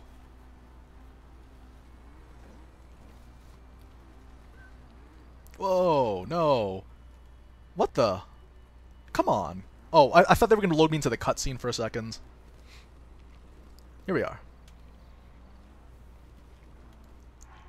But yeah, I remember like just hearing stories of a lot of, what's it called? Sorry. Uh-oh. Okay, we're good. Oh, yeah. Yeah.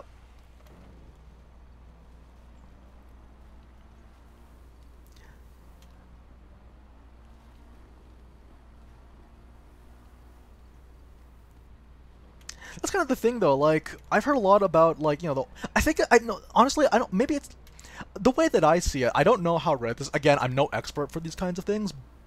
The only thing that I can say is that if it's handled properly, and I grant that a lot of cultures these days wouldn't know how to handle corporal punishment properly, is that, like, because if there's a difference between being disciplinary and being abusive, like a huge difference.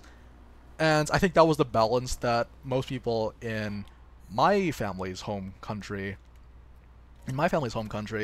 where the line was pretty well drawn. Also because our family values are very differently as well. Yeah, I know that's the thing. Like, yeah, we'll probably just stop talking about corporal punishment. Oh man, speaking of which, okay, so I'm a big fan of Whose Line Is It Anyway? Although, despite being a big fan, I've not seen the new series before anyone asked me that. But I remember there's this one scene that they did where Wayne Brady had to sing a... Well, the scene was they had to do singing... What's it called? Advertisements where the jingles had nothing to do with the actual product. So you see Wayne Brady singing a really, really sweet song, but the commercial was for capital punishment. Oh, I love that show. Dude, like, some of the episodes are available on YouTube, or at least clips from the episodes. To be someone who was never offended, I would say, like, on the face of it, never being offended seems like a nice thing.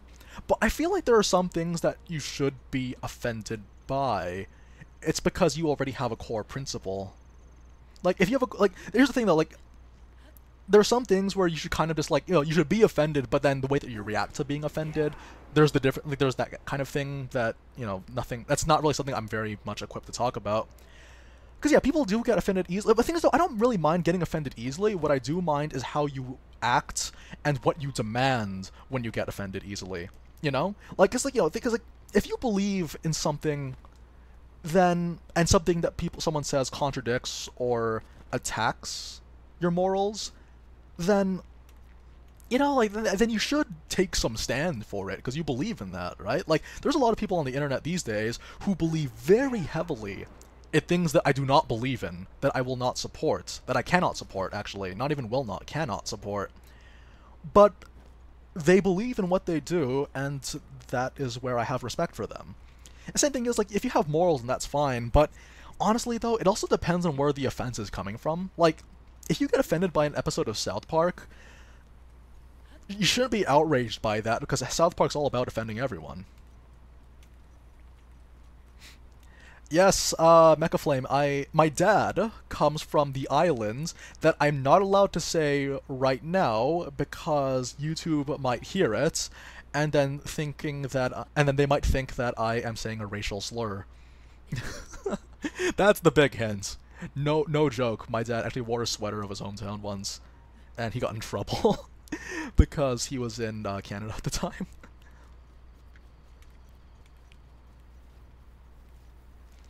Okay, so what was I saying though? Like, yeah, like it's okay to be alerted by someone that says something that contradicts your views, because that's just how the world is. The world has so many different ideas. There's no way they can all agree with each other. You don't know what's right. Well, you have your own sense of humor. I mean, humor is purely subjective. Honestly, just laugh at whatever. But if you're worried that other people might get offended by your laughing, then it depends really how much you care about that person that you would offend, you know? Like, if they're your best friend, then obviously you don't want to antagonize them at every turn until they're very ready for that. So, like, yeah. That's all I can really say about that. It's a nice question to bring up, though. But that's kind of the thing, though. Like, this is the internet. We all have very different ideas, and all of them... Well, actually, no. I would actually say that some stances aren't worth having a platform on, but I don't think anyone here has those views that I think that are, like, beyond allowing. Well, unless any of you guys happen to be a white supremacist, then, you know, that's the issue that we'll take. Or, no, not even a white supremacist, a racial supremacist. It happens, you guys. Oh, it does happen. People live in their bubbles, and, ooh, it is a joy and a tragedy all at the same time. Okay, can I do this? Okay, let's keep doing this. We're almost there. We're almost there. We're halfway there. But yeah, let's see. Man, this stream is stretching on for a lot longer than I was supposed to. But we're almost there, though, I promise. Two more hearts. Okay? I mean, 2 more shrines. We're almost there. And they're both battle shrines. So we're okay. European... Yeah, that's the thing, though. Like, a lot of people that talk about oppression, and, you know, like, I get that, yes, it's important to recognize that there are some people that come from disenfranchised backgrounds. But, like, we're in a country now where that stuff... Or, sorry, we're in a time period where that stuff doesn't matter nearly as much as it did back in the time. So it's just like... Because here's the thing, like, my people have gone through back-to-back slews of oppression, but do I demand remittances?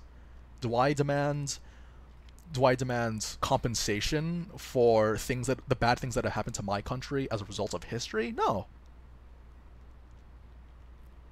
Like, yeah, but then again, I don't know. Like, I guess I'm different from most people. I tend to be pretty chill about most things. Actually, I'm beginning to feel like I have sort of a disconnect between sadness these days. I'm just like, oh, this is pretty sad, but like, eh. Yeah, think about the whole racism thing. Like, if it's like, I'll probably just not divulge into that one, because if I were to get sound bites, there would be sound bites of what I would do, of like me saying how I feel about the whole racism thing. But we'll get into that later. It's not that I think it's that, you know, that it's up for argument that like there's some racism okay. I don't think racism is okay, but like there's a weird but that I'm gonna put on there, but I'll not say anything. Okay. I'd actually make the argument that I'm a very close-minded person, but it's because like I have a very different worldview, I guess, than most people on the internet. With exceptions, obviously. Yeah! Yes! Awesome. Yeah, so that, well, yeah, that, well, like... Yeah, it's like something along those lines, because the thing about racism is that it in and of itself is just a ridiculous concept.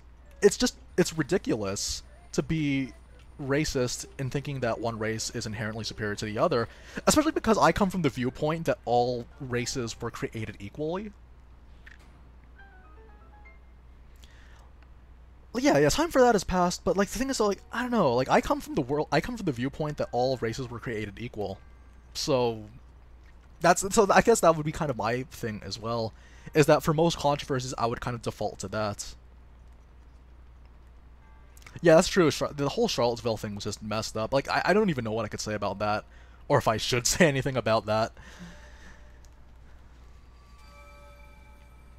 Okay, one more shrine.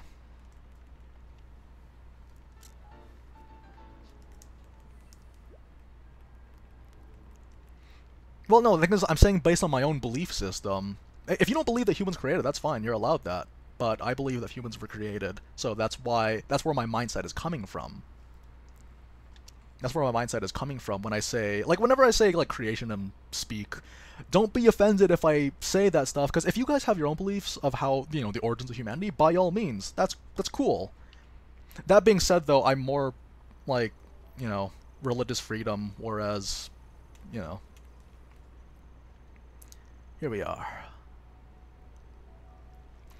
My favorite part was the... Okay, I don't think we can reach this with one stamina bar. We might not be able to make this happen, you guys. Oh no, a boat? A, oh no. Okay, I need respite. Help. Uh-oh. Oh no. Do I have stamina? I don't. That's very interesting, being atheist in the Philippines. That's very interesting because in the Philippines, like the big religion there is Roman Catholicism. Oh no. Oh no. Wait. Oh no, no, no. Ah, so close. Okay, yeah, I should have just done the drop glide. I'm disappointed in myself, you guys. Okay, do this again. Woo! Okay, here we go, here we go. Do it sparingly, we just give ourselves some more. Give ourselves some more. If not, then we're just gonna have to make our way down to the bottom. I really like Texas as a state.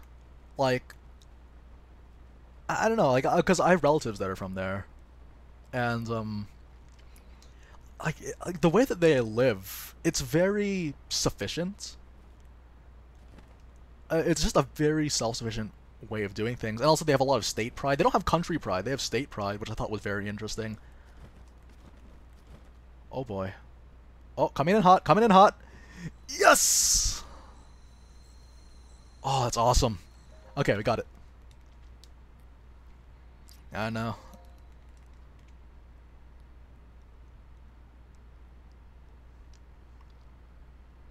Yeah, that's the thing. I think the best way to do it is just to use the gale, give yourself some more airtime so you have more time to fall forward. Okay. But the thing is, though, I think it also, like... Oh, here we go. Okay, I think we got this. But that's kind of my thing, though. It's like, when it comes to my stance, when it comes to religions, I'm all for religious freedom. But then any ideologies that tend to, like, I guess, attack religions, any religion, not even my religion. Actually, I would kind of be okay with less religious freedom for the Christians, just because, like, it's kind of expected of us. Like, we kind of expect the oppression, is what I'm trying to say. But when it comes to the other religions, like Hinduism or Islam, then I tend to be a little bit more, like, I guess, more for them. But anyways, that's I guess the discussion for a completely different time. Here we go. Oh, double hit, yay. Oh, too late.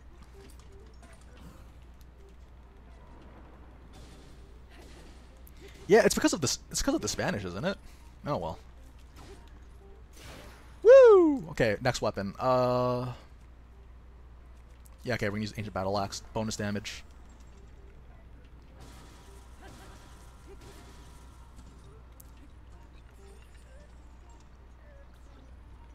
Okay, Rivali's bow. This bow has lasted me quite a bit.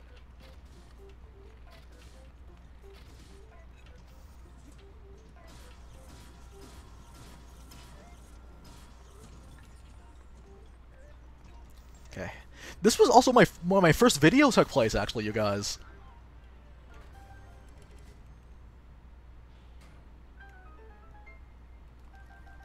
Man.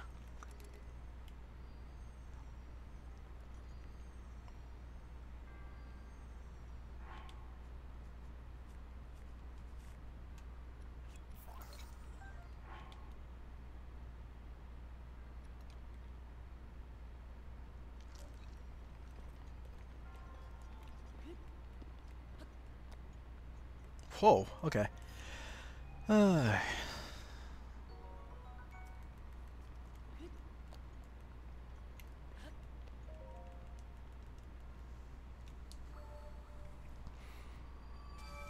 Yeah, I know. I feel very oppressed by the Buddhists, which is a religion. I feel oppressed by the Hindus. That's a religion.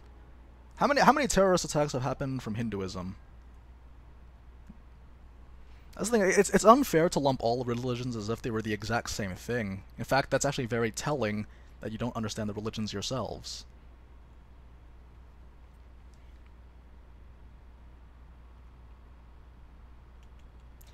But yeah, thanks everyone for the very uplifting pep talk.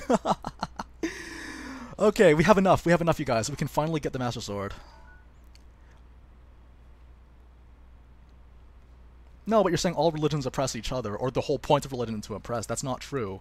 A lot of religions are in the basis of trying to find the truth, trying to find the answers. Okay? And it's not fair for you to lump all the religions together, because not every religion is not every religion is super violent, not every religion is warlike.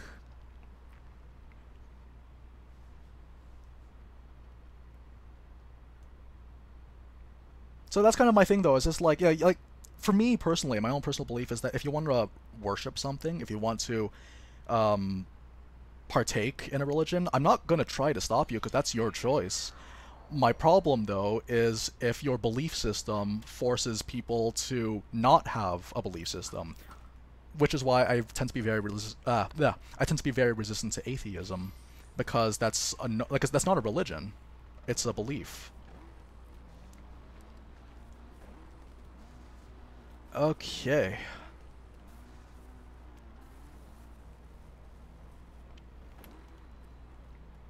Well, that's an oversimplification of it, but yeah, that's basically what it is, though. Like, people have answers, but the thing is, though, only one actually says that they're the truth. Whereas other ones, though, it's like, I'm still looking for... While as most other religions, they're still saying, I'm still looking for the truth. We're still trying to find enlightenment. We're still trying to find peace.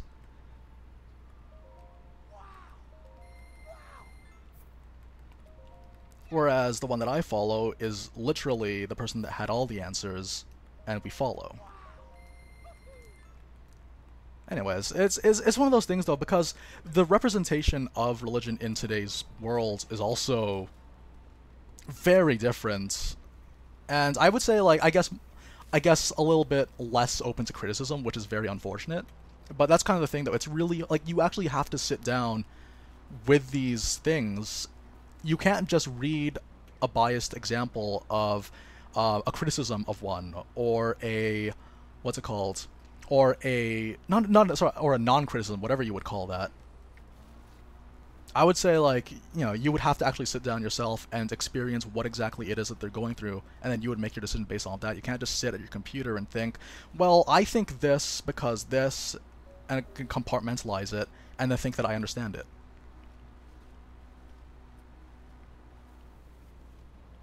See, Retracing, that's a very unfair way to look at it. But, like, that's the thing. You have to, like, you have to understand why people have their mindsets there. It's much more complicated than just a very oversimplified thing that you're bringing up right now. Anyways, like, I'm not going to talk many more about this. I just want to let you know that you have to find it yourself to understand why people do. You can't just compartmentalize and generalize. Sorry, favorite Switch game aside from that? I really like Xenoblade right now. A couple of streams ago, I actually had um, almost non-stop talking of Xenoblade for that particular one. It was, I guess, a little bit of annoying, but that's what I did. Okay, we're almost there. Oh, the thing about Cosmos, I heard she was really rare, but I ended up getting her relatively quickly in comparison to, like, Dahlia. I remember everyone was talking about Dahlia and how much they hated the design, but, like, I quite liked it. I actually quite liked it. But that's the thing, though. If in order for my goodness, Retracing, I don't want to talk about this anymore. But the reason why religions still exist is because people still follow them, and they found reasons to still follow them. And that's why I say that's unfair to criticize those people and why they believe something, because clearly there must be a reason why they still believe in something. Otherwise, it wouldn't exist anymore. And some of them actually might be more profound reasons than you'd originally believe.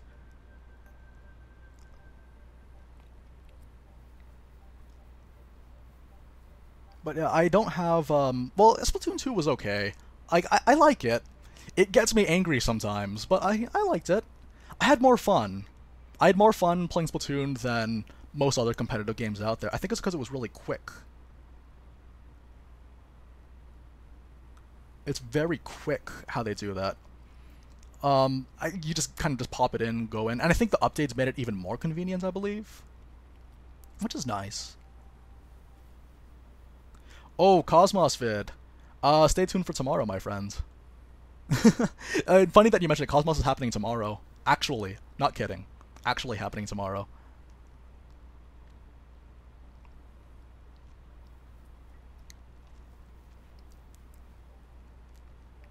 Yeah, that's the thing though. Like, this is exactly the thing that I was talking about, though, is that, like, if people want to believe what they believe, that's great. And I mean purely from a religious standpoint. If they want to believe in a certain religion, then that's fine. Because it would be hypocritical of me for them to not, for me to not let them have that.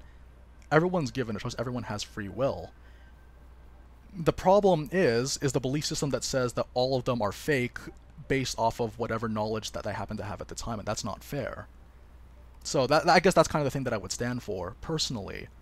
Is that, like, yeah, you might not be criticizing the people, but for some people this is very important. It actually is ingrained into their cultures in one way or another, for better or worse.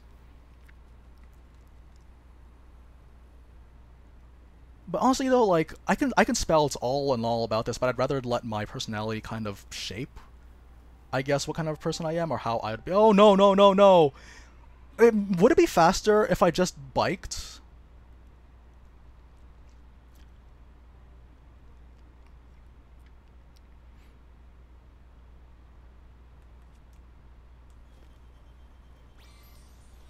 That's also another untrue assumption to make about religion, saying that all religions think that all religions are false. No, there are some religions or belief systems that say that we can actually follow anything. Oh, it doesn't work like that. No! Okay. Gotta do this again. That's another generalization, and that's why you actually gotta start reading and researching these things. Okay. So enough about this. I'm done talking about this. Hang on. This way? Oh, it was a checkpoint.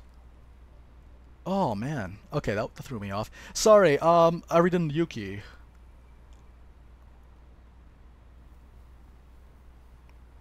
Uh. Arniki, I said, does Cosmos do the? What kind? Okay, okay. So I'll explain it in the video. I'll touch on it in the video, but you'll see. Um, I kind of make a comparison between the three big ether cannons. The three big ether cannons being Cosmos, Shiba, and Herald.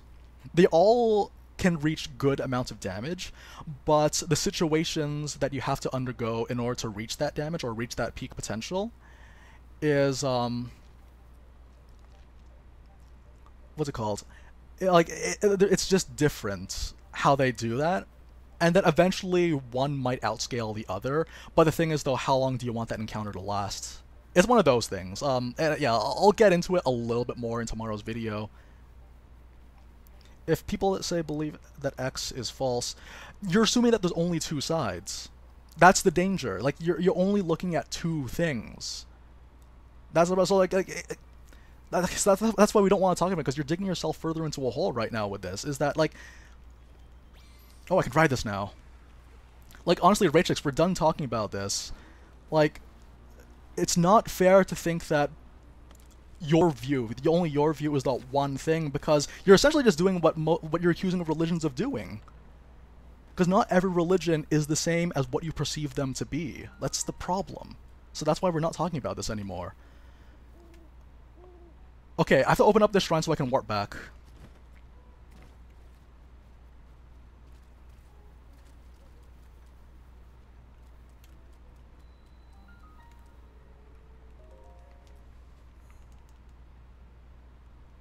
Okay, here we go.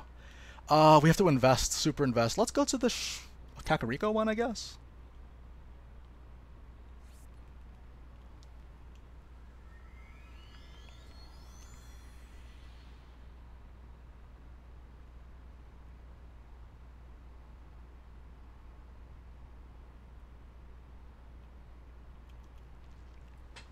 Okay, so this particular one, we're gonna have to get all 10 heart containers. So, sorry for you guys that are entering the stream right now thinking that this would be no hearts, because now we're gonna go 10 hearts. 13. Technically 13. I was actually a little disappointed when I found out that you need 13 hearts, because apparently to get the magic sword in the first Legend of Zelda, you need to have 12 hearts? I think you need 12 hearts in order to get it.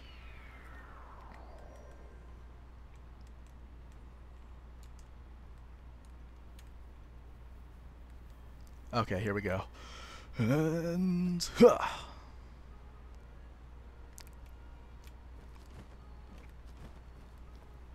Alright.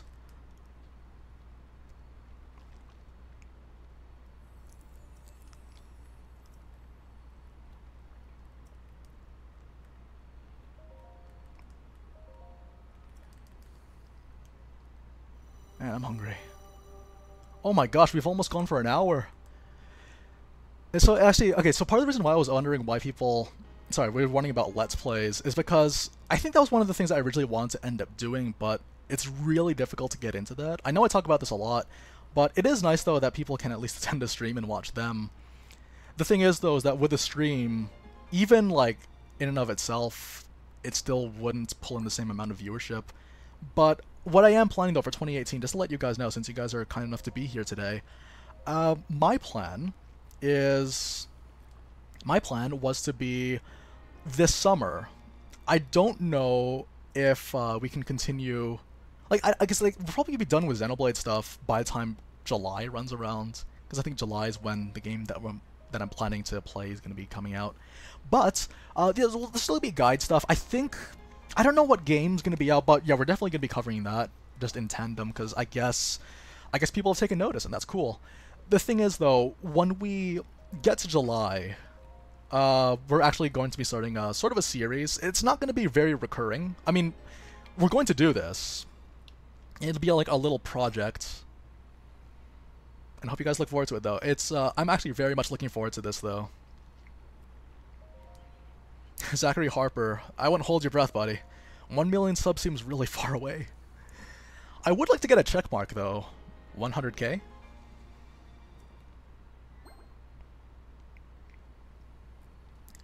Favorite Zelda game? I've gone on record saying that my favorite Zelda game, if not Breath of the Wild, is Majora's Mask. Majora's Mask, just like, even with all the problems that it has, because I remember when I replayed Majora's Mask, I noticed so many problems with this game. I remember noticing so many problems with Majora's Mask, but I still managed to like it anyway. Like, you know, like of course my favor with it has lessened or diminished as a result of that playthrough that we did.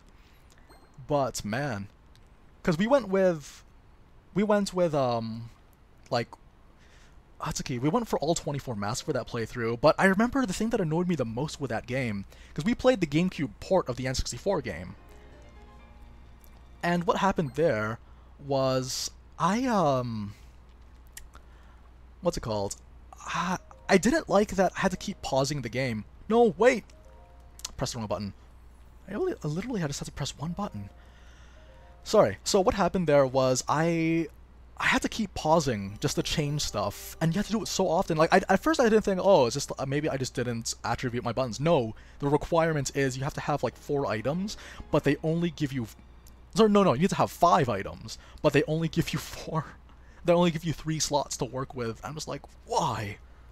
So there's just so much pausing in that game, and that was the thing that bothered me. Yo, Gavino, long time no see, man. There was a goddess statue inside the tree. Ah, well. Hey, at least we got this now. Oh, it's gonna look really, really weird doing this cutscene with Majora's Mask on. Should we wear it as Phantom Knight? Can we do that? Trial of the Sword. I make no promises. I might make attempts at Trial of the Sword, but like, you know, but not today though. We're gonna finish the stream when we get the sword, because I promised I would. Just because I promised I would get the Master Sword today. The glorified woodcutter ore smasher. But that's kind of the thing though, like, oh yeah, field skills are quite annoying in Xenoblade. But thankfully, though, certain blades are better for it. Woo! See it from the other side.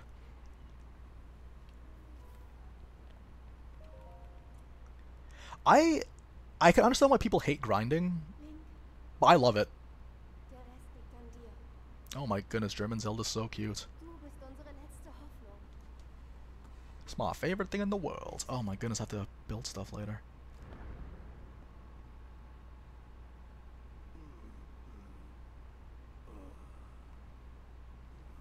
Well, I do Trial of the Sword. Not today.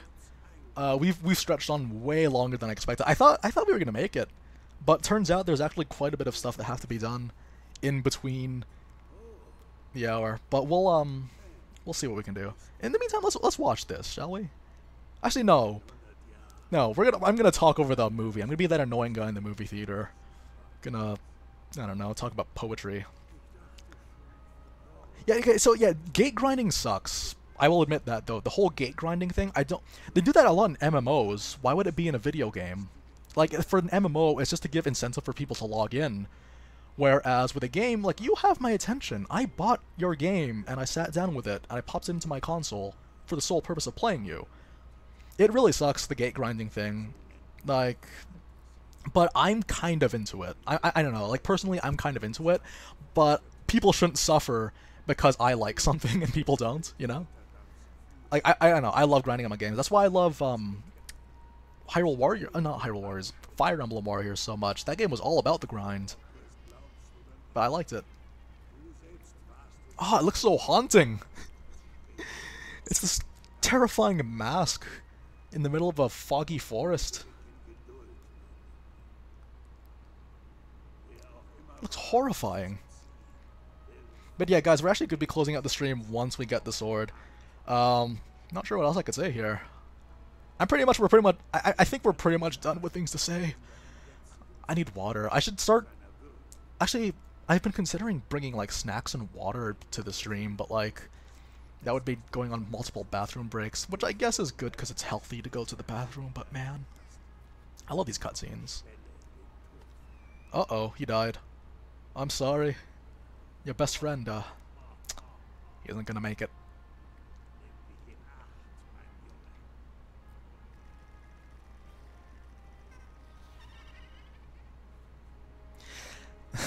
Pee bucket.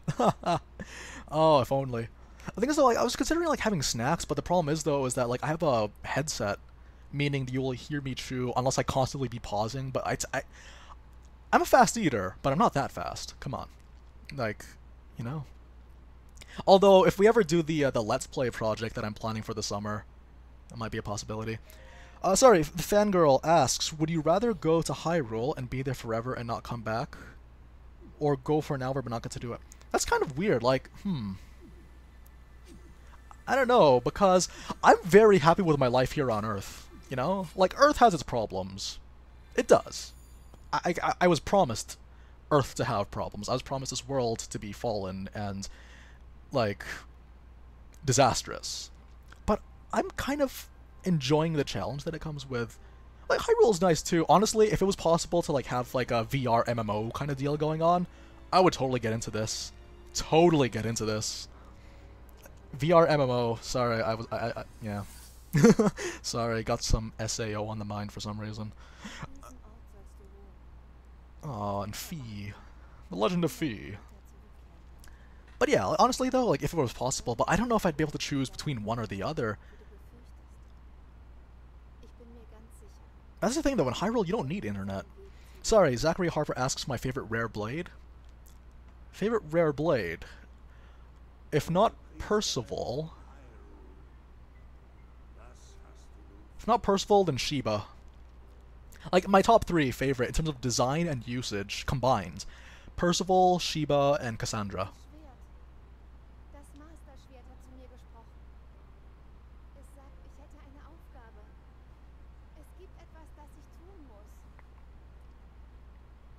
Yeah, Percival, Cassandra, and Sheba. I like Sheba because she makes me feel like I'm special, despite the fact that I'm poor.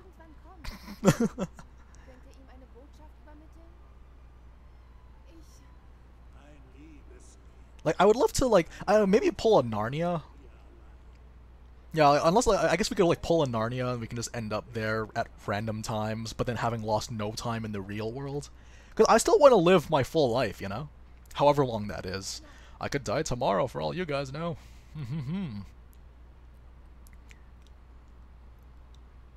But that's kind of the thing, though, like... I would love to be in Hyrule. It's real, like, being Breath of the Wild is the closest we have to being in Hyrule because of how consistent the controls are. Or the mechanics, rather, not necessarily controls. Sometimes the Joy-Cons give me a heart attack.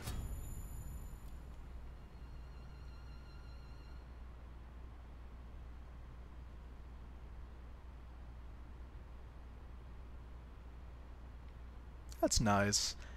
I like how, well, you know, it's past July, so I could probably tell you guys this spoiler, but if you beat Trial of the Sword, you'll hear Fee sound effects. I thought it was really cool. I should rewatch that. Actually, I have the cutscene on my YouTube channel. Nice. Self-plug! Would you play a first-person Breath of the Wild? Only if it was VR. I think. That would be nice. What would you do in Hyrule? I would... Dude! Steaks flow like crazy. It's so easy to make food in Hyrule. So I'd probably just exercise my palate most of the time. Palate, then visit all the towns, talk. Like, kind of... Oh, do you know what? We would create a rebel base. And then we will take back Hyrule Castle. And then we will retake Hyrule Castle. That's what we'd do. We would organize raids into Hyrule Castle. Oh, that'd be so cool. That'd be so cool. Why can't we do that? Why? Okay, so now we are good to farm Guardians. Man. Nice. So, guys, thanks very, very much for joining me. Had a lot of fun today. We had good discussions today.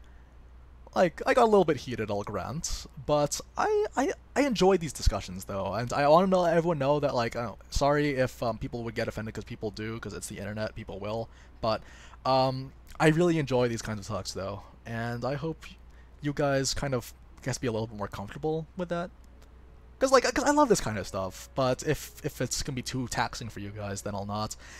But that does it for today's stream. We stretched for an hour longer than usual. And we started on time, too. Yikes. Anyways, I have stuff to do right now. I'm gonna see you guys later. Tomorrow's video, for those guys that are into Xenoblade Chronicles, it's gonna be something special. A blade of cosmic proportions. It's kind of a spoiler, but you know what? Like, people that are watching the archive might end up watching it tomorrow, and they'll see in their sub box that it was me anyway, so... Yeah. Had a lot of fun, though. Really, really fun stream. And I cannot wait to see you guys next week. Let's try Trial of the Sword. But I probably no. You know what though? I won't 3-heart it though. I don't want to do that to myself. Yeah, I don't want to do that to myself. We'll not 3-heart it. Okay, guys. My heart can't handle that. Like, I actually tried. I know it's possible. It is. Sorry. I can only try so hard. Anyways, guys, we had a couple of new faces here too. That's pretty cool. But I look forward to seeing you guys next week, so take care, everyone. Bye-bye. Do your homework if you had homework. Read a book. Read more books, you guys. Reading's good. Reading expands your horizons, as it were. Anyways, see you guys next time, and see you in tomorrow's video for that character. Bye-bye.